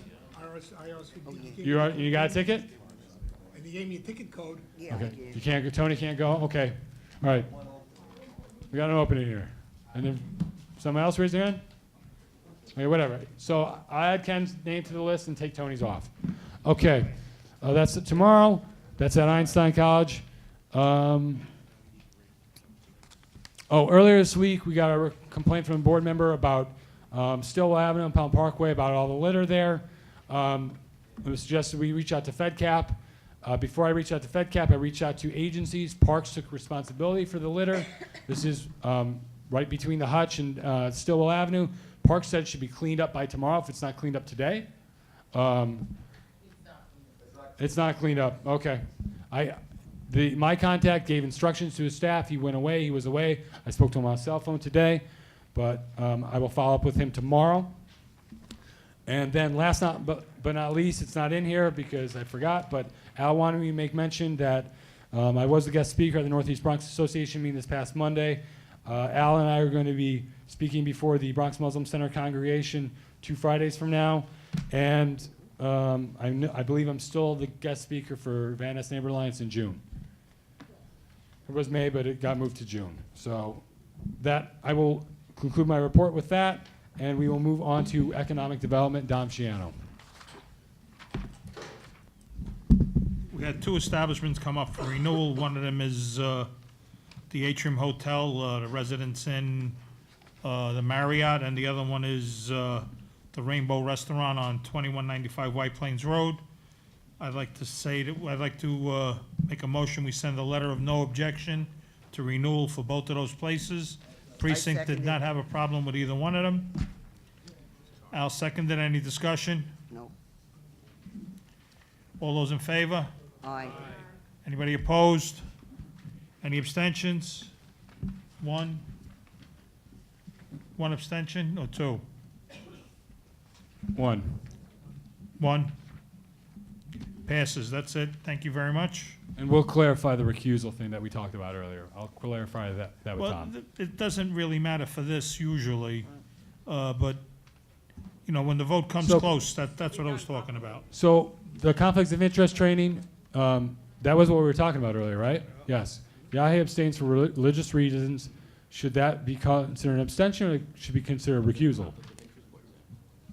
They didn't have an answer, in my opinion. They went with whatever we said. Yeah, 'cause they were like voting. If you're abstaining, your abstention counts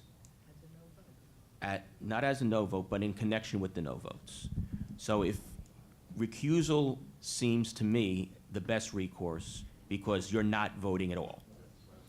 Abstention, you're voting, and technically, as you're saying, it's a no vote, and it could affect the vote if it becomes a close vote. That abstention, even though you may not be voting no, you may not be voting no because you don't think it's a worthwhile application. You're voting no for religious reasons. So you're recusing yourself. Okay, so recusal reduces the number of people voting. It doesn't, it reduces the majority that is needed to pass a resolution. It reduces the number of people who vote. So if you have 30 people here, you need 16 to pass. If you have 2 recusals, you only have 28 people voting, and you only need 15 to pass. Got it. Okay, so there's a difference between. So recusal would be preferable in this situation. So now we have to ask for Recusals.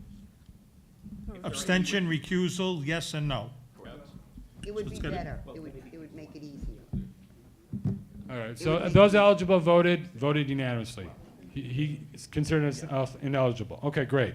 Transportation Committee meeting. Bernadette, question. Mike? I was just wondering, this is for the economic development.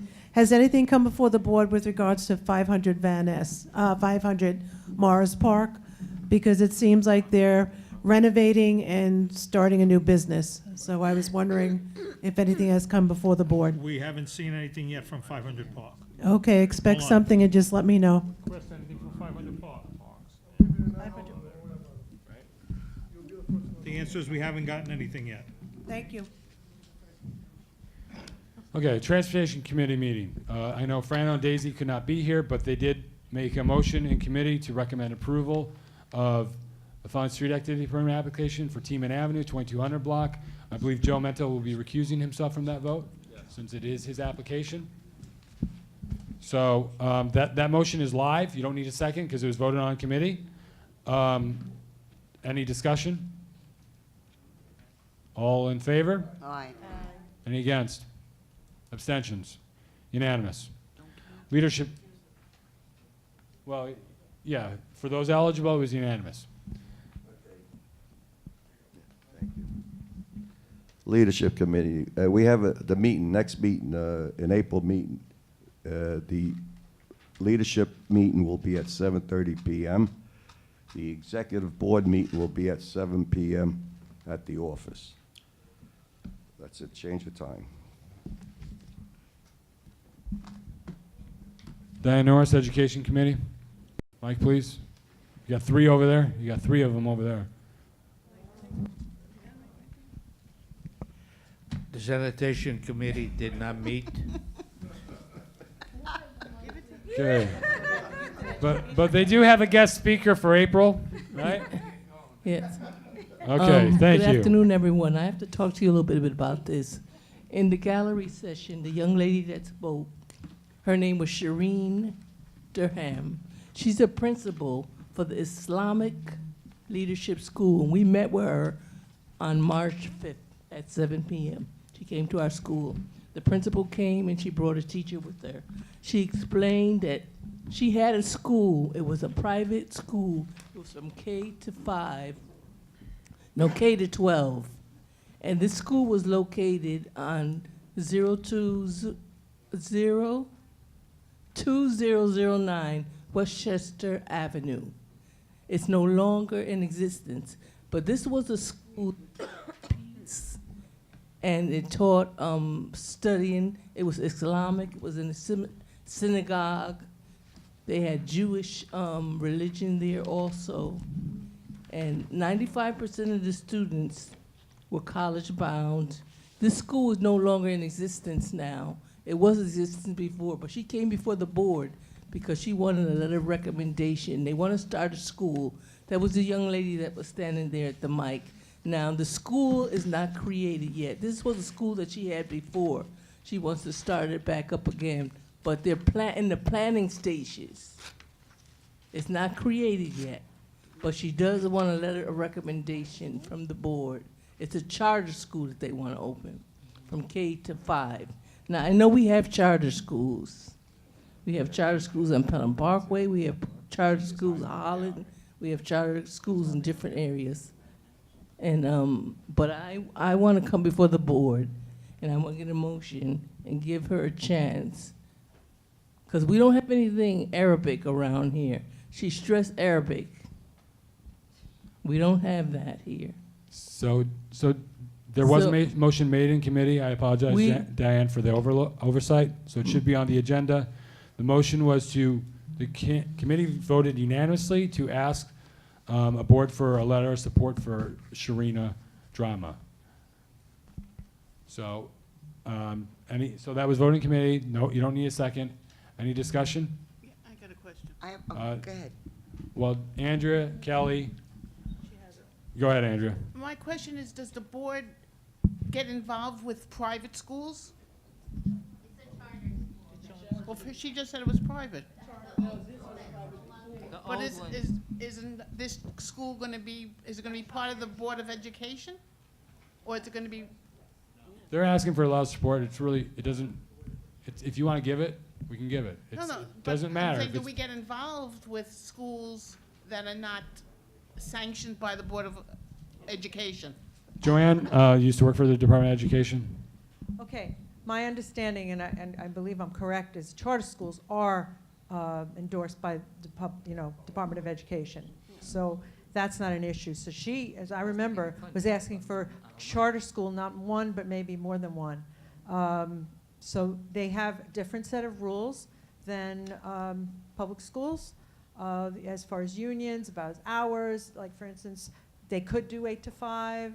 They could do, you know, other things having to do with the teachers' hours, the kids' hours, testing, the whole thing. But it is endorsed by the education. I think in New York State, they're kind of, they don't really have a lot. There's almost like a quota, so it's not that easy to get a charter school started. So. No. Question. Joe, do we know anybody who knows this young lady? Do we know anything about the design of the school? Diane, the curriculum? That's my question. I'd like That to would- know some Yeah, background. that would be Diane. Before I recommend yes or no, I'd like to know exactly what the plan is and the structure. She, right, at this moment, she just asking for a letter of support. There's no design, there's no plan, not as of yet. She needs a plan.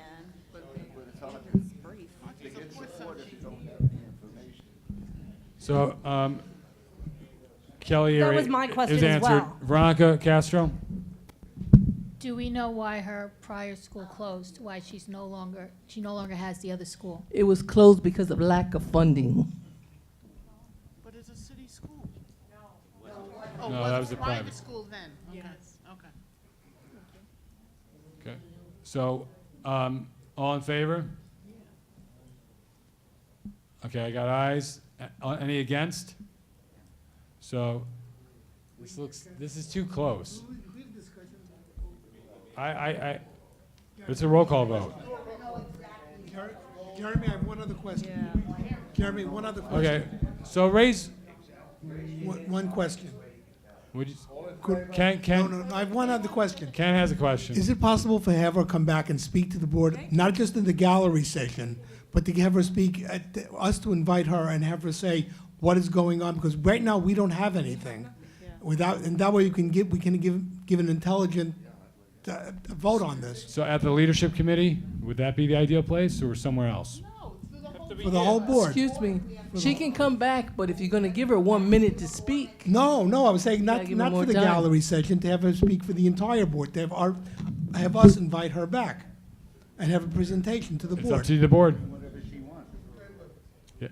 Yeah, no? Speak to the mic, please. This way we know exactly what her goals and aims are. I taught for over 30 years. We had to know what our aims and goals and what was going to happen. That's what she has to tell us also. Not that you're not going to give support for someone when you don't know what their goals, aims, ideas, etc. really are. I'm sorry, I thought we were in the middle of a vote.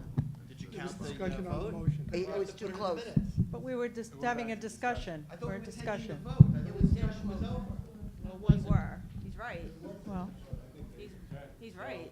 We shouldn't have stopped. All right, so the motion is to send a letter of support. I need actual hands, or we're going to do a roll call vote, all right? Roll call. Raise your hand high, you can count. Raise their hands, do their hands. Which one? All right, raise your hands, please, if you want to send a letter of support. Raise them high. So, 3, so, yeah, because Tom said I'm still going to need to know who voted how. So it has to be, unless it's So then, unanimous. no, let's do roll call. Al D'Angelo. Tony Vitaliano. Joanne Rubino. Oops. Sylvia Mazzella. David Levitt. Tasneem. Joe Bacote. No. Blitzer. Campbell. Junior here, or you leave? Okay. Castro. Abstain. Charles. Ferrara. Foley. No, she's not here. Francis. Fuchs. He left. Gelnick. No. Gross. No, I'm sorry. Cowlick. Menta. Murphy. Norris. Obeid? Yes. Dr. Patel here? He left, okay. Strato here still? Prezioso? Prezioso?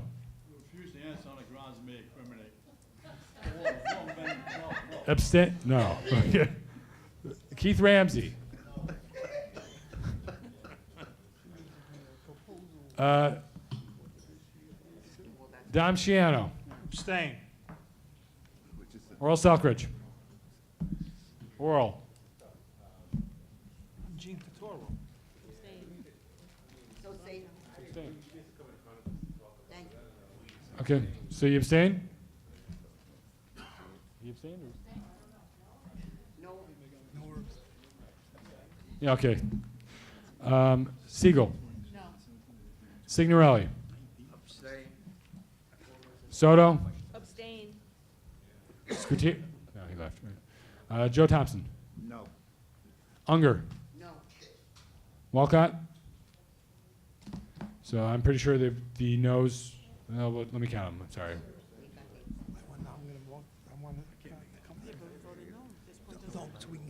Okay, so eight yeses.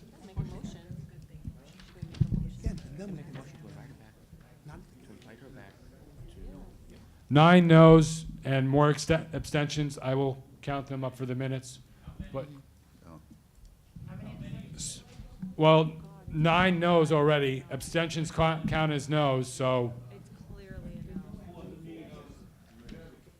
a 6, 7, 8, 9, 10. Okay. I'd like to make a motion that we have the principal come before the board.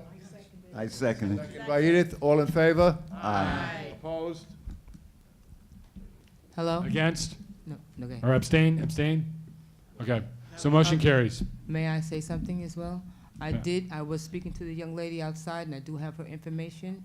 I will be contacting her to give her information so that she would put a whole package together to come back, and then we can properly vote on what we need to do. Thank you. Okay, great.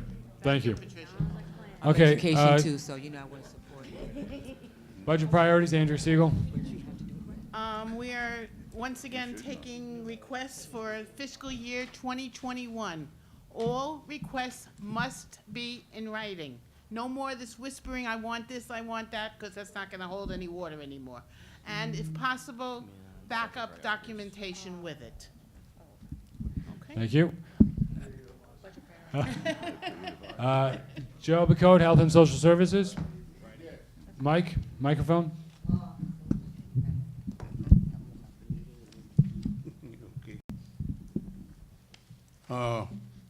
We had our meeting this month, and we had the director of nursing from Montefiore.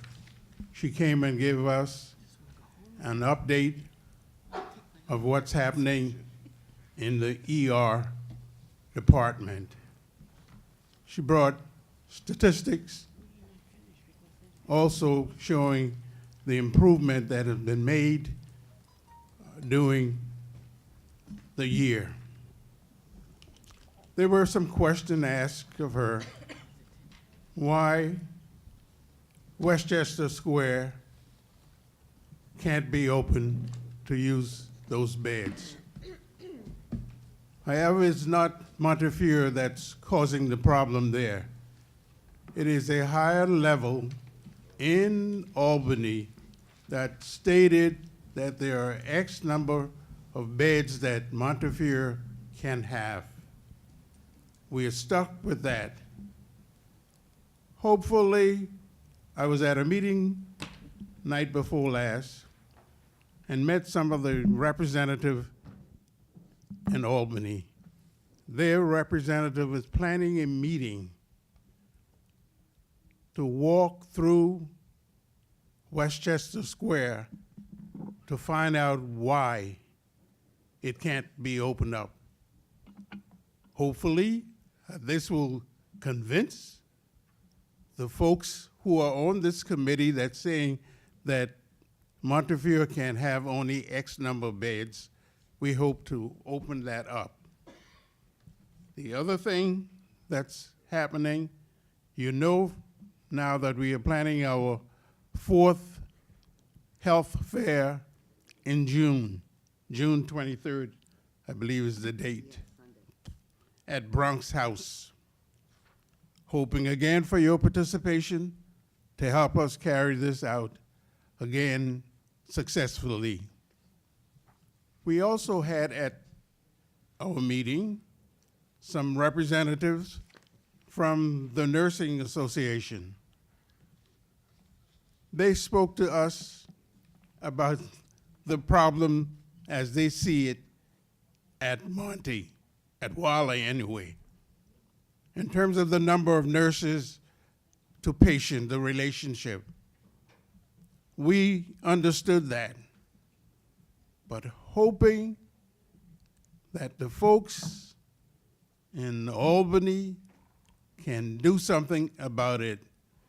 It's really not Montefiere's refusing to open up Westchester Square.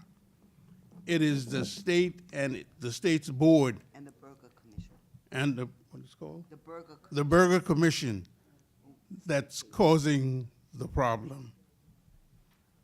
I hope the members of this board read the report in terms, the summary that we have in the Health and Social Service Committee. It is interesting. It'll give you some insight as to what we are dealing with. That's the report from the Health and Social Service Committee. Question? Question from Andrew Siegel? Unfortunately, I had to have some surgery done, and it was done at Westchester Square as an, I guess, an outpatient, ambulatory patient. And the nurses told me that that facility is only used for It's an urban center. for setup. ambulatory care. Yes. And they were superb. They were, What I was your had complaint more about that? doctors and nurses taking care of me than I've ever seen before. That's not the problem. I know, no, I'm just saying, but that was their response, that facility is only used now for ambulatory care. Yes. They could still use it for ambulatory, but use The whole building is used only for that. Right. Yeah, but not the, but there All are right. so many. And it's a Joe, small building. do you have a guest speaker for next month? Hopefully, yes. Department of Homeless Services, yes. Right, that's what we would love to have, yes. Okay. Okay, anything else? Housing, Janice Walcott?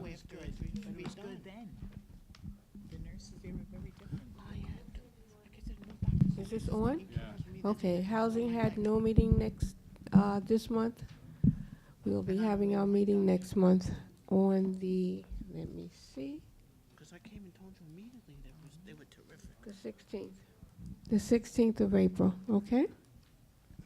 So housing is not on the calendar. It will be added to the calendar, 16th of April. What time? 7 p.m. So they'll probably be in the front part of the office then. Well, it depends on, yeah, public safety. All right. Land use, Ken Gelnick? Oh, I'm sorry. Land Use Committee had a meeting last month. You have the minutes. The issue of, 974 Socket Avenue will be heard. We still have to find out when the applicant can make it. Also about again, we had the Department of City Planning about Metro North. You had the meeting this past month. One issue of old business did come up, that's about Blondell Commons. This is gonna be an issue that I believe we're gonna have to have the Land Use Committee will possibly have to have a public hearing on whether or not we could seek a change in the zoning resolution to require special permits, if nothing else, for shelters. Currently, you can basically put a shelter in a sense almost wherever you want, and the community boards have no say on it. The zoning resolution does not require any other approval. Possibly we could seek that, and we'll discuss that at the next meeting. And Tom Lucchini advised me that the city council did not vote today on Blondell Commons. The city withdrew funding for the project. No? All right, Not let good. Tom say it then. The city council did not vote on the ULURP application today. What was withdrawn by HPD was the financing for the project However, it's my understanding that it will be resubmitted at some future point.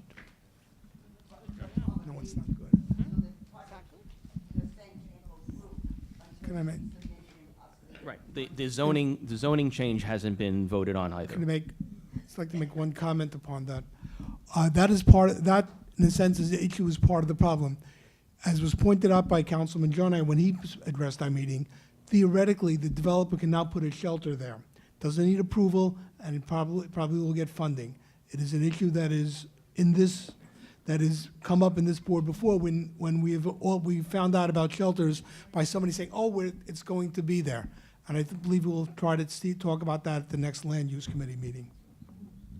Okay, I did reach out to the lawyer. He was on vacation, so Okay. I'm working on it. Parks and Rec, Pat Charles? Well, Or- tonight is meant, Joseph. Or Joe? Thank God for our parks. We love them. We're working hard to protect them. Our next meeting is going to be on April 3rd at 7, so we invite everyone.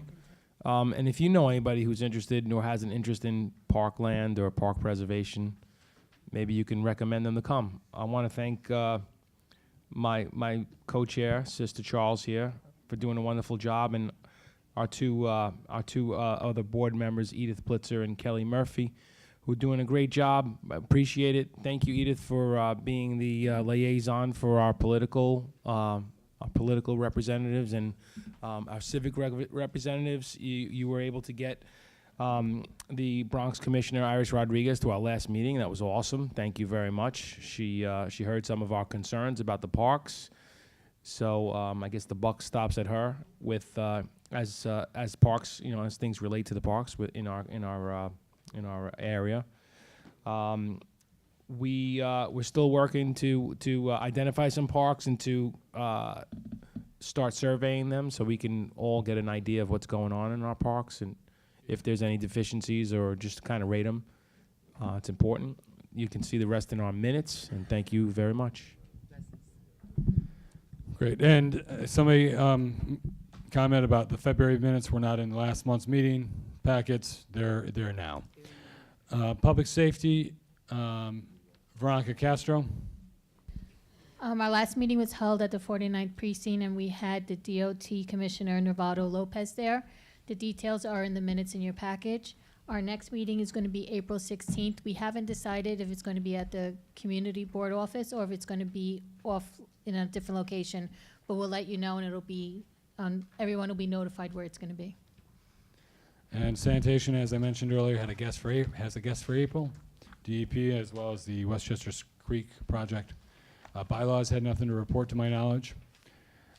And old business. So we're going to maybe go into executive session, right?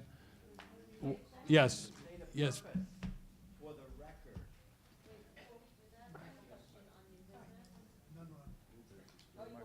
Well, we're technically on, nobody had any old business besides maybe going into executive session? Okay, new business? Lisa, then Bernadette, then Veronica. No, now it is. No, it's not. Okay, now it is. Okay. I have a question on this fiscal report. I didn't know when to ask it, so I don't know if this is the right time. I would say under old business. Oh, sorry. Anyways, I just had a question on this fiscal report. The $14,000 for pasta, just curious. $14,000 for pasta. Oh, yeah, 1,400, sorry. 1,400. Anyway, I'm just curious as to what that was for. That's it Friends doesn't, of, right? The description isn't here, so I was just wondering what it was. So that's the question for our treasurer. That was for John Prada's retirement. Oh, okay. Yeah, That's you go. fine. I just feel like if it should be in the description because, like, if I was an auditor, I would We talked, wonder what this that came was. up at our last meeting. Okay. And we're working to resolve that. Okay, cool. Thanks. Okay.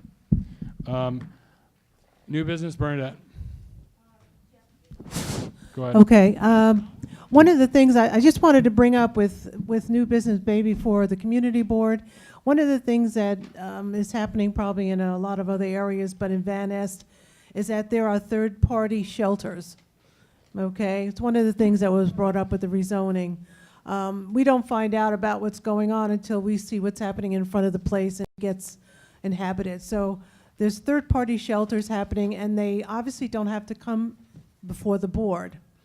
Now, this is something that I'm wondering if communities could be alerted, because every time I turn around, there's somebody different. There's a house that's been rented with facilities, and it's been happening for the last couple of years. All right, so this was also talked about last month. Department of Homeless Services at my district service cabinet meeting said there are no DHS sites in Community Board 11, so they eliminated those. That doesn't mean they are not HRA sites or other agencies, state agencies. I remember going to a meeting at put on by Jeff Klein after a guy with a samurai sword was shot and killed in Rhinelander Avenue by a veteran police officer. The state agencies and other agencies were very adamant. There are HIPAA laws, and we're not going to tell you. Basically, they said that to Jeff Klein when maybe at the height of his power. He was flabbergasted, but they said it to his face. No, we're not. That's against the law to disclose certain information. So you're going to get that response. Because do you remember when we had to Metro Safe Housing had come to the board, and that was going to be on Taylor Avenue? It was going to be a temporary, but they could actually stay there permanently, which is like a glorified shelter. So, and the same thing basically is opened up at 552 Van Est. So Metro Safe Housing, they came to us because they had an issue in Board 2, I believe, or no, it was Board 3. But they didn't have to come to us, right? He gave us the courtesy, and obviously that probably worked against his favor. So that's something probably some people take in mind, that they're probably looking at for the safeguard of their clients more than anything. Oral, did you want to say something? No, I was just going to say that I guess you guys know how it works. Is if a property has an as-of-right use, they don't have to come in front of the board. Like if you get a property that has an as-of-right shelter, hotel, by the zoning code, you don't have to. If it's as-of-right, it's by law, you can build whatever you want to build there. You can build within those parameters. Only if you change the zoning or you're changing the use of that zoning area, then you have to go in front of the board. But if it's as-of-right, you do not have to. So my understanding that communities are not alerted of any kind of third party or whatever shelters are correct. So if it's as of right. Group homes have to come to us. Yes. Group homes. Yeah. So I saw Ken Gelnick and then Al D'Angelo. Okay. I had more. Oh, I'm sorry. Go ahead. Okay. I just wanted, it's a new business. Everybody knows about the Metro public.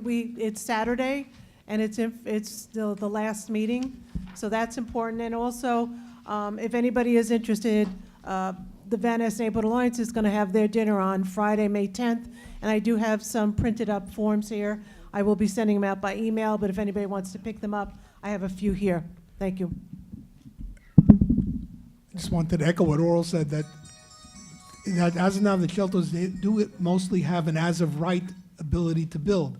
What we possibly could seek is to see about seeking a zoning change in the zoning resolution, so that they required something like a special permit, which is what hotels need now.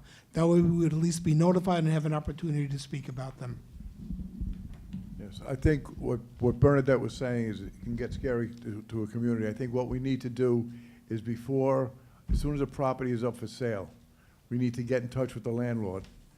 And that's how we can handle it from the landlord, because once they do it, it's done. If we can get to the landlords ahead of time and talk to them and try to explain to them what we're looking for in our community and help them put something there that's going to be beneficial to them financially, they'll keep the shelters and that type of thing out of our community. I know it's not easy to do because they go up there tomorrow and they're gone already before you even find out about it, but I think that's about the only thing we can do. And the only other piece of new business I have is at the Morris Park Dinner Dance is April 6th. Anybody who wants to attend, we'd be glad to see you. And Veronica, you had something? Yeah, I just wanted to say, if you notice in the back over here, there are 4 canes. Gene brought them here. He's donating them. If anybody is in need of a cane or knows someone who's in need of a cane, please feel free to just grab one on your way out. Okay. So just to be clear, so I raised a question to the board that I suggested we go into executive session about.